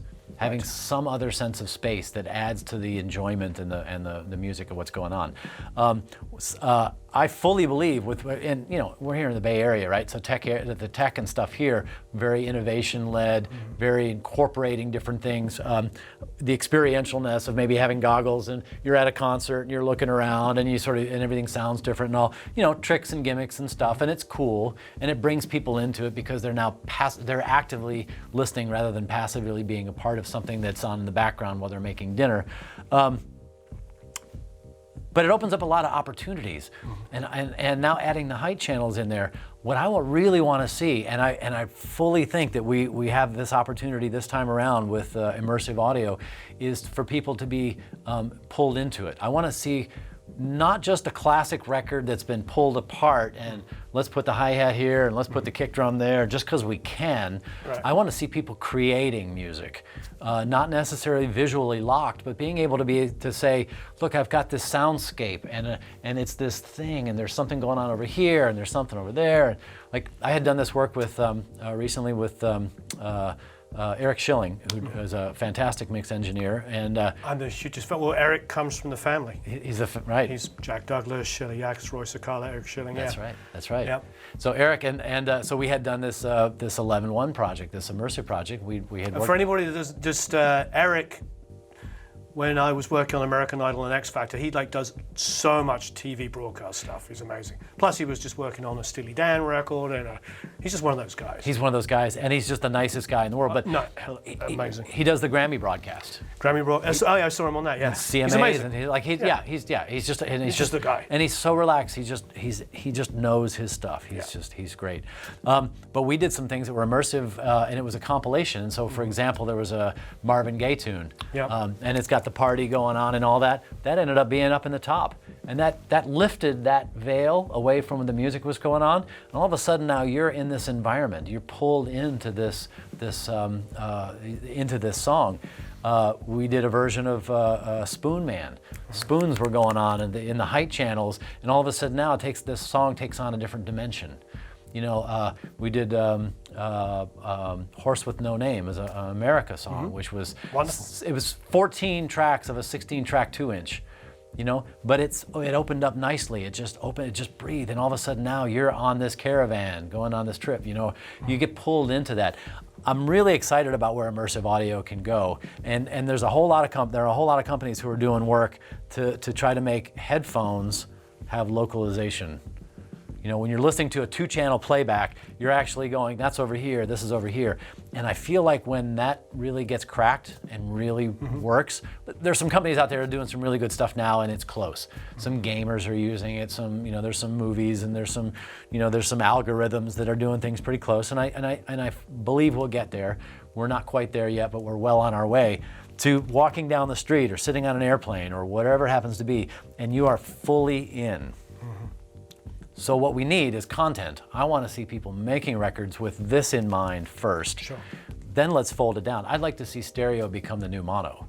Right. Don't forget to fold down the stereo. See how it's going to work. Rather than and you're starting with this open thing. So I wanted to be prepared for it, console-wise, work-wise.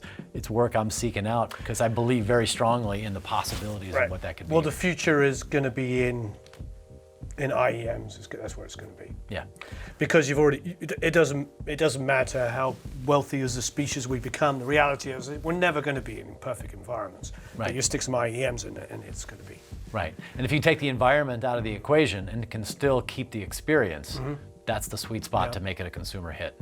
To make it work with the music fans and the listening public. Well, it's good to see gear like this then future-proofing themselves. Well, and these guys were very thoughtful. They were great to work with because they were very into making sure that their things were not just relevant now, but will be relevant in the future. So can you give me a little bit more information on this? Sure. On the actual mastering console itself. Okay, so I've got 4 different inputs, so I can run different, actually what this means is essentially I've got 8 different inputs. I've got a send and return. So if it's blinking, I'm running on a send, and then I come back, I've got a return. So I can be monitoring, my signal path at the moment is I run out of my computer, or the tape deck, or wherever the source would be, into my D to A converter, without the tape deck, but I use the Trustee converters. I think they're fantastic. So it was a long time. I used to use the Pacific Microsonics, the Model 2s, and I used those forever. It took me a long, long time to find anything that was worthy of replacing that. And the Trustee, everybody looks at me and they go, wow, you've got 6 reverbs in here. Why would you do that? Like, no, those are converters for my 12 channels. Right. So I go out into that. I come in as a source. Then I've got an insert chain, so I can, however, I've got my gear wired up. Anything that's in any of these racks that I've got wired up gives me now an insert and a chance to monitor. Well, that would be the front side. Now I'm monitoring the throughput, because then now I'm going through my chain, going into my A to D converter, into my DAW, back out of the DAW, back into listening to what's going on here. I can check that against different sources. I can feed from a source and listen back in a different spot. I've got gain adjustments, sending to the gear. Like if it's a quiet mix and I need to crank it up a little bit. If it's something that's super loud, like a lot of times these days, people are giving me things that are quite hammered. I have to turn it down before I can do anything. So I'll adjust the gain structure through this. I find that, again, this 120 volt rail system really makes this process super clean. So I'm not adding noise to it. I'm actually keeping the headroom by turning it down here at this spot. Feeding it out into the gear, choosing my stuff, coming back in. I can add even gain coming back in from that side that would send back out. If I'm using, now I only use one set of speakers. I personally, my personal belief is no mastering room should ever have more than one set of speakers. I feel like if you do, you don't know your room. You're still guessing. In a mix, I think it's totally different. I think in a mix environment, it's great because you're thinking about balance and how things work together. At this point, we're not changing the mix. We're just talking about perception. So one set of speakers to know the perception of the room that's going on. But that's the nice thing about this console is it's adaptable for other folks in, say, a mix environment. You're also listening to speakers that are far more guaranteed to reproduce things more evenly than maybe some of us are. Well, and it's a personal preference too. I realize that people have their own personal preferences. It's just for me. So when we were working with the design, I was like, hey guys, you can take all this stuff out. And they went, no, we really can't because it needs to be for this. Like, oh, I get it. Okay, that's cool. A GPI switch that I could either start the coffee maker, open the door, or turn on a talkback. So like if this happened to be a talkback mic for somebody that was in a small production facility, this would be a great console for them. You can turn the sub on and off if you're going to use it. Mine's incorporated into the system, so I don't necessarily need that. I have my different mono and my muting, but I dim and then a particular level I can set through a pot there. I can reverse my absolute polarity either on the source right away or just in my monitoring. And of course, mono to out of phase to hear what's going on the sides. And certainly my level, but then I've also got trim. If I want to run through this gear, and let's say I don't want to push something else too hard, but I still need to get the gain up before it comes back in, I've got trim on the returns. So you were talking about programmability. Is that incorporated in this? So one thing I can do, for example, now to get to this, if I hold this down, now this takes over.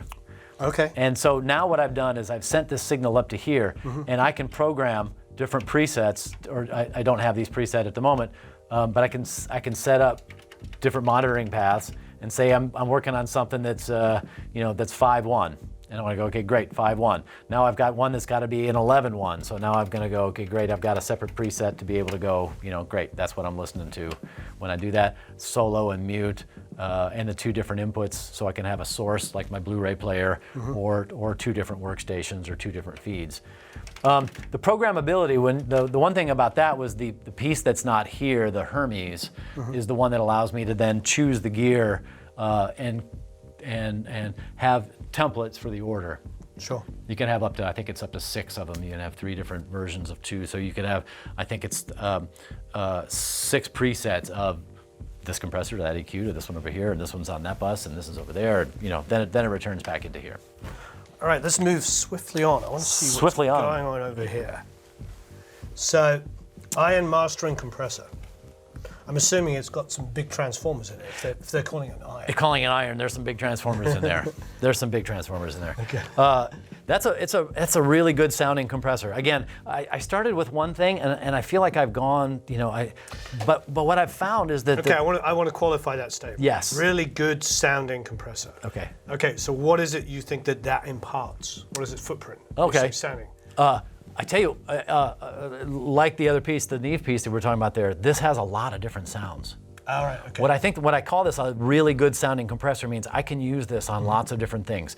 For one, I can change the rectifier. So there's 6 different types of rectifiers on here that I could choose that actually impart a different tonality and a response, a speed, affecting the speed of the attack and release, as well as the tonality. I can change the bias. I have 3 different settings here for the tube bias. I can really push it, heat them up, or I can let them go dim and sag it a little bit if I want to, if I want more headroom. What do you mean by sag? Well, what I mean is underpower them a little bit.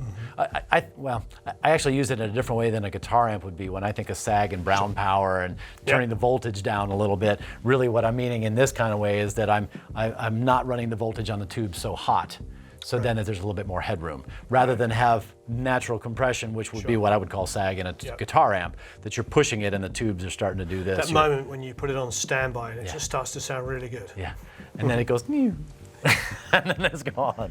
Yeah. The other thing about this is that I have different sidechain EQs, curves built in. And these are not just points of things being down, but they're actually curves that have different characteristics for maybe the low end. There's a mid-range, there's an upper mid-range, and you've got a couple of different ways to sidechain the trigger of the compressor. So not the sound itself, but what's triggering the detector within the compressor itself. So then on top of that, attack and release, and then I've got my input-output trims, so I can go in, go out. Do you know what these EQ points are at, roughly? Well, like I said, they're different curves, so I can tell you that this first one right here is a little bit lower with a bump. It actually has a bump at about 70 hertz, I believe, and then a dip up to about 200. So it's looking at things, so it's not letting a kick drum or a bass sag it down, but it's letting some of the low end still be there. If I go to the mid-range, go to number 2 there, it's more of a shelf on the low end. If I go to number 3, it's somewhere about there's a presence peak at about 3K, where it's looking at, it's triggering in that range. So definitely, and I, on top of that, you could actually run an external sidechain. So if I wanted to run a different EQ that had my own curve on it or something very particular, I could also use an external on top of the ones they built in. Do you ever, and I meant to ask you this earlier when we were talking about the portico. Yeah. Do you ever take a track? Yeah. Inside, what are you using, by the way, for your? I'm using Pyramix and I'm using Pyramix right now. I've been using Sonic Studio for a very long time. Right. I want to give them props. I just changed over to Pyramix just recently. Have you ever, because you're dealing with a reasonable amount of analog equipment, which inherently, when it comes to compression and stuff, may or may not have the potential fastest attack and release time, have you ever taken your track, duplicated it, and nudged it forward? To increase the attack time? I haven't had to here. You haven't had to here? Here, no. And as a matter of fact, with these 610s over here, the attack time is so fast, I wouldn't have to do that. I don't have any more. I used to have a CL1204, which was a BBC designed Cowrec piece. You know those? Yeah. And those were look aheads. Yeah. Just delayed the signal. Yeah. Right. I mean, this is analog equipment, but they delayed the signal. Right. So that, you Right. could read that attack and release. But I wondered if you did that. And I'm not in a spot where latency is a problem. Right. I could delay the signal because it doesn't matter. I'm not. Nobody's tracking to me. Nobody's Right. having to be on it. I just Right. to zoom it in, and I just scoot it back over if it's in a timeline. Scoop it back up, because it sprang to mind when we were talking about side chaining. Yeah. Because obviously then that triggers this compressor, but it's compressing the source, which is 20 milliseconds later. Right. So we just get that attack time to be more instant. Right. I've never asked a mastering engineer that question, because I know I do it when I mix, especially on vocals. Right. Because I like all of the 1176 emulations that come in a mix. Yeah. But even though the 1176, God bless it, was at the time the fastest attack you could get, Right. compared to especially LA2As and stuff like that. Yeah. Right. And even and 160s and everything. I love the sound, even of a bomb factory, the most generic 1176. I love the crunch on it. Yeah. But I'll nudge the track forward, the vocal forward underneath it, and sidechain that to the other one, and it seems to do everything that I want it to do. Yeah. So I wondered, I'd never got to ask that, whether mastering engineers would do that. Well, here's a different specific use of something like that in a mastering world is cutting. Right. It's just an extreme version of, but you want to slip the track ahead enough that the detector, that the groove detector, then you're not causing problems and spikes with the either depth or. It's exactly the same principle. Exactly the same principle. That's where I would use it in a mastering world. I'm not cutting How here. far forward do you move it forward? Couple seconds. Couple of seconds. Sometimes. And Oh, wow. I'm depends talking on 20 milliseconds. Yeah, a couple of seconds. I wow. say you could move it a couple seconds, but depending on your lathe, depending on your signal flow. Oh, well. Yeah. So it's variable, I would say. It could be as fast as 10 milliseconds. It could be as slow as 2 seconds. Wow. Yeah. Depends on, and your workstation, your converters, what's triggering it. There are a whole lot of variables in there that could, this would definitely not be something that I could get that far of slippage. No, but it's beautiful. So the tube bias, you've got tube bias controls there as well. Yeah, there's a ton of sounds in this. Like that's what, and when I said it feels good, it sounds good, it's because I can adapt that to a lot of different things. It's great to have meters. You know, one thing that they do. Oh, and there's this other thing here, this tape roll off or this air base function here. It's a Fletcher-Munson curve. It's kind of a loudness curve. Bumps up the low, bumps up the highs, boom and sizzle, as you had said. Yep. Like you can get a little bit of that out of doing that into here. Also the tape roll off, and so. An interesting thing when somebody comes to me and they say, you know, I want you to run into the tape machines. I've got this very digital thing, and let's run into tape. Not because of that, but I really feel like I don't have to do that too much anymore because of tubes and transformers. And when I find that people say, let's run this to tape, they go, yeah, but I don't want that noise floor. And I don't want that other stuff and that compression thing that it's doing. But I want that warmth. I want that sound. Like, Yeah, they say things like, yeah, but it sounds a little cloudy. yeah, I mean, like That's what I usually get. That's Cloudy. what you ask for. That's what you're trying to get. Anyway, if I really have to do something like that, I can do a characteristic of what the high frequency roll off would be on a 1/4 inch tape and pull it back a little bit. Right. So there's a nice little feature there. All of their gear looks like, their gear has this thing called auto bypass. You can set up a timing interval. So beyond linking the two channels together, one thing I do is I set one that shows me gain reduction and one that shows meter-wise that shows me VU meter, so I can keep an eye on both in the same spot, and by linking them together. But this auto bypass, so if you're in question about whether, like you just want to sit back and close your eyes and go, okay, cool, all right, that changed, what's better, what's worse, is this going where I want it to go, you know, rather than have to sit and do this. Right. I don't use that function, some people do. Same thing with the EQs. Same thing with the inserts on the console itself. I've got the same ability to do that. Right. Pre, post gain with or without insert. So I don't use it, but it's a function that a lot of people I think would find very handy. EQs. They look very comprehensive. Very comprehensive. This is a new one for me to try out. I've actually had this for about 2 weeks or about a week and a half to start digging into it. It's a passive EQ versus an active EQ. What I think is really interesting so my approach to mastering is I'll sit down and I'll listen and I'll determine then, okay, cool, here's what I'm hearing. Now, what am I going to do about that? What do I think fits and all of that? Then when I start to get into EQIs and I'm going to do something, I do what I kind of call a big paintbrush and then a small paintbrush. Mm-hmm. I'll get in and use something like these two passive EQs, like this EAR is a Pultec, Tim DePervicini, sort of a hybrid of a Pultec design. versus this passive EQ here from SPL. Both of them I would call big paintbrushes because you're looking at shifting things on a broader spectrum. You know, you're filling in the background with, you know, the skies, the Bob Ross, whatever you're putting the puffy clouds. You're doing this big sort of say overarching. Let's shape this a little bit.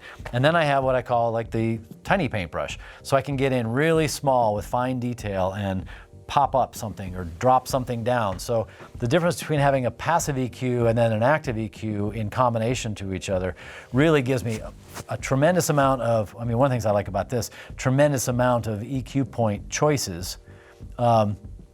Booster cut, I can go to quarter dB, which I really, really liked. And I can go to quarter dB increments because sometimes on a revealing system, that's all you need. If I couldn't hear that and I ended up doing a dB where I needed to do a quarter, I'm doing damage or I'm doing too much. Right, and I think it's important I have to remember, like I mention to people all the time, a quarter dB boost and cut is a half a dB.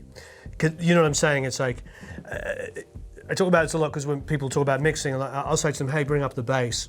And they're like, how much? I'm like, 0.7. And they're like, well, that's barely audible. I'm like, yeah, but it's going to change the way you're going to hear the other frequencies. And then if you cut just below it or just above it, that difference now is like a dB and a half, and it's really noticeable. So, exactly right. So I get the quarter that makes a lot of sense, because if you're going to boost little tiny moments, like there at a quarter, you've done 2, so you've done half a dB boost, but then you've got like a 1.5 cut, so you've got like whatever that is, somewhere between a quarter and a half.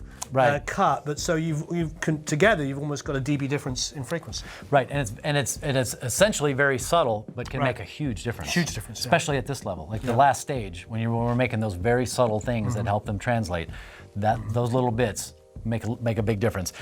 If I did have to say something about this as far as functionality goes, my original question was why plus and minus 20 dB?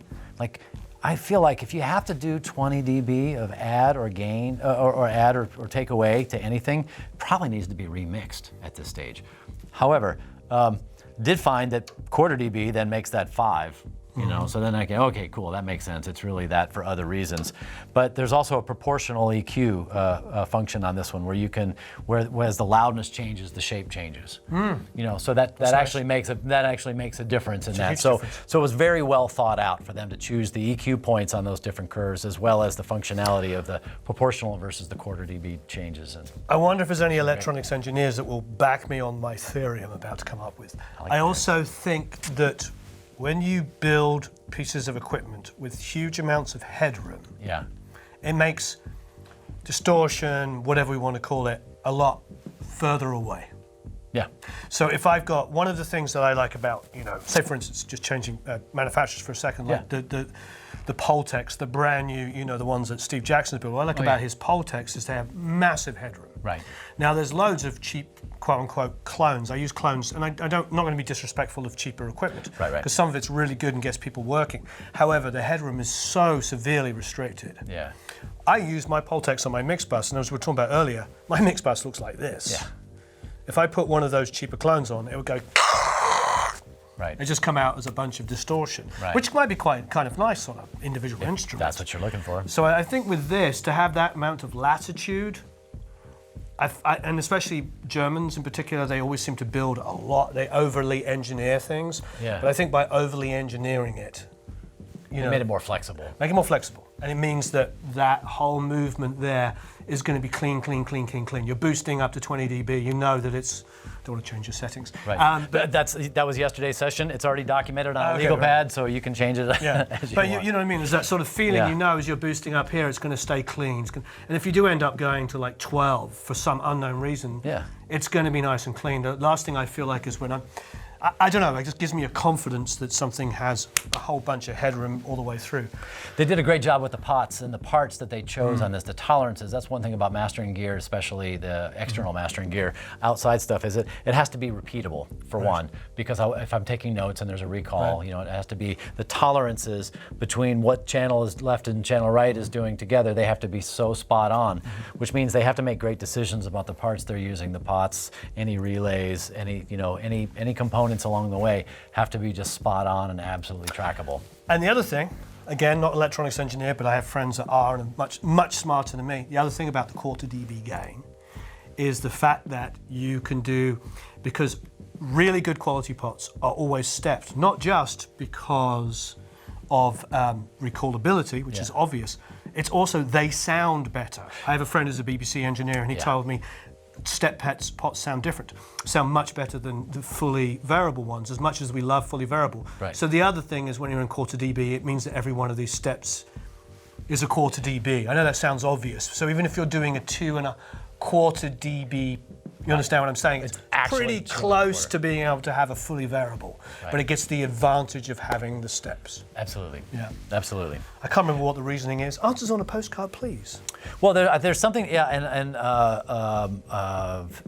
there's something in the variableness of how that signal is being affected, causing phase problems when it's variable. When it's locked in, you're using either relays or a resistor network, and it's just like it's on. It's this and it's that. There is no drift. There is no choice. Right. You know, for it being, somewhat wings It's not sitting there going, I don't know what voltage I'm supposed to be over here. I'm over here a little bit, and So there's.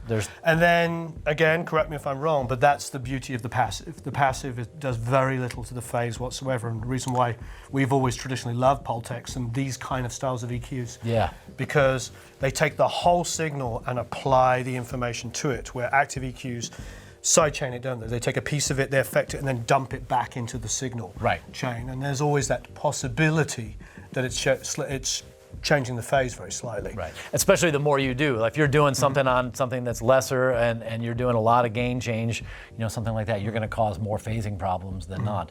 On the passive, the other thing is that it doesn't have amplifiers. So you're not adding amplifiers to the stage to do that. Right. You're really just completely dealing with one thing only. And in this case, so this EQ, one side is the plus, one side is the minus. You don't have you're not add or take away in either one of these.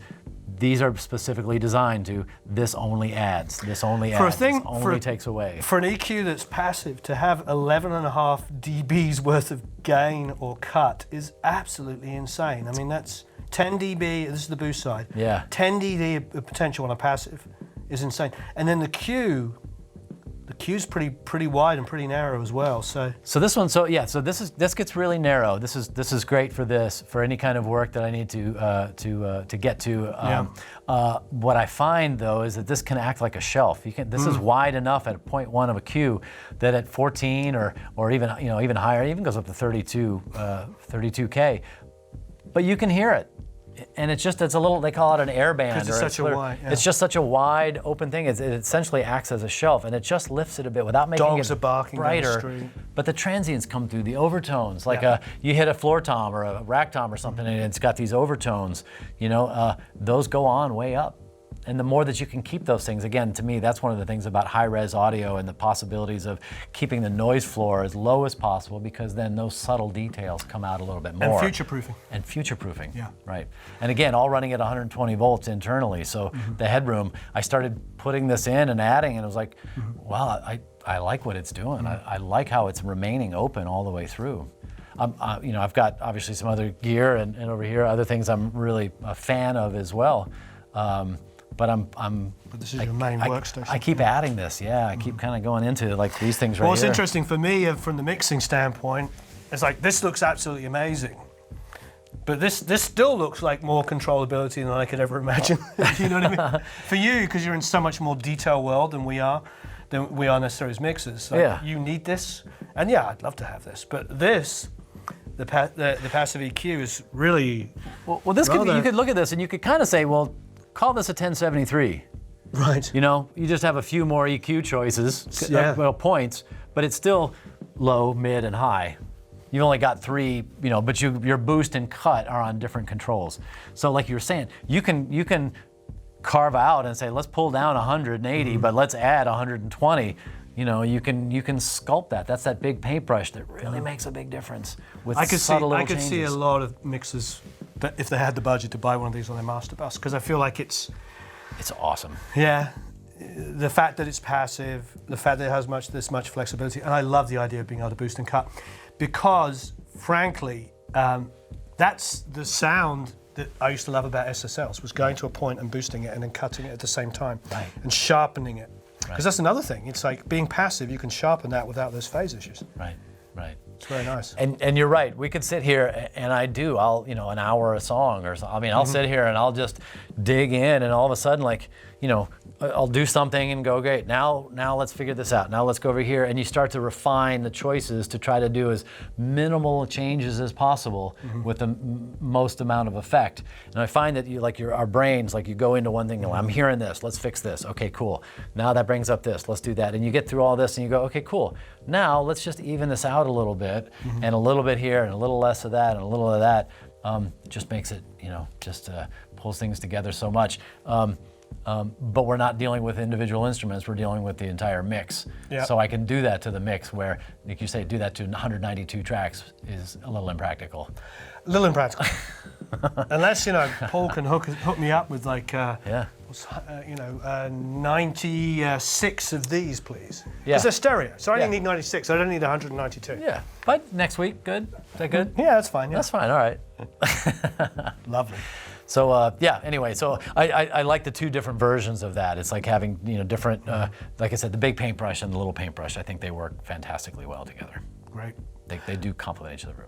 Thank you ever so much. You're very welcome. Thanks for having me. I appreciate it. That was amazing. I love the place. We could have gone into like an hour and a half discussion on the history of the building, but I think we'll save that for part 2, because I think this video is still going to be about 3.5 weeks long anyway. Okay, right. So There's a lot of topics we could have. I would have. lot more topics. I really enjoyed talking to you and knowing that we could have gone. We have very similar listening and Yes, we do. and points of view of things. We could have gone for a long time. yeah, and I must say, this is really important for people to hear. One of the differentiators for me, and I said this to you very early on when we met, and this is through our mutual friend Paul, and it does, like tends to attract like. For me, the big thing that I look for when I'm working with people in the music industry is whether they actually give a crap, and not only do they give a crap, but they love music. Yeah. Now that might seem really obvious to people that are watching this, that are so passionate that they're searching for YouTube videos to find stuff. Right. But not everybody's like that. And that love of music is why we get up and work 12 to 15 hours a day, 5, 6, 7 days a week. Yeah. Because we love this. Right. And if we've ever made $1 from this, or £1 or €1 from this, a yen. I mean, it's the point is like we're blessed. We actually made money from doing something we love. Yeah. So I think that's very, very important. And I'm really glad to have met you, because I know that you come from that place. So thank you ever so much. Well, thank you. I appreciate that. This is I care about music and making it better. I mean, so we got into this in the first place, not to be famous, not to do whatever it happens to be, but or any of the other things around it. Live a lifestyle, sleep in late, work late, whatever it happens to be. I care about music. Absolutely. And I care about it. I want to make people be better.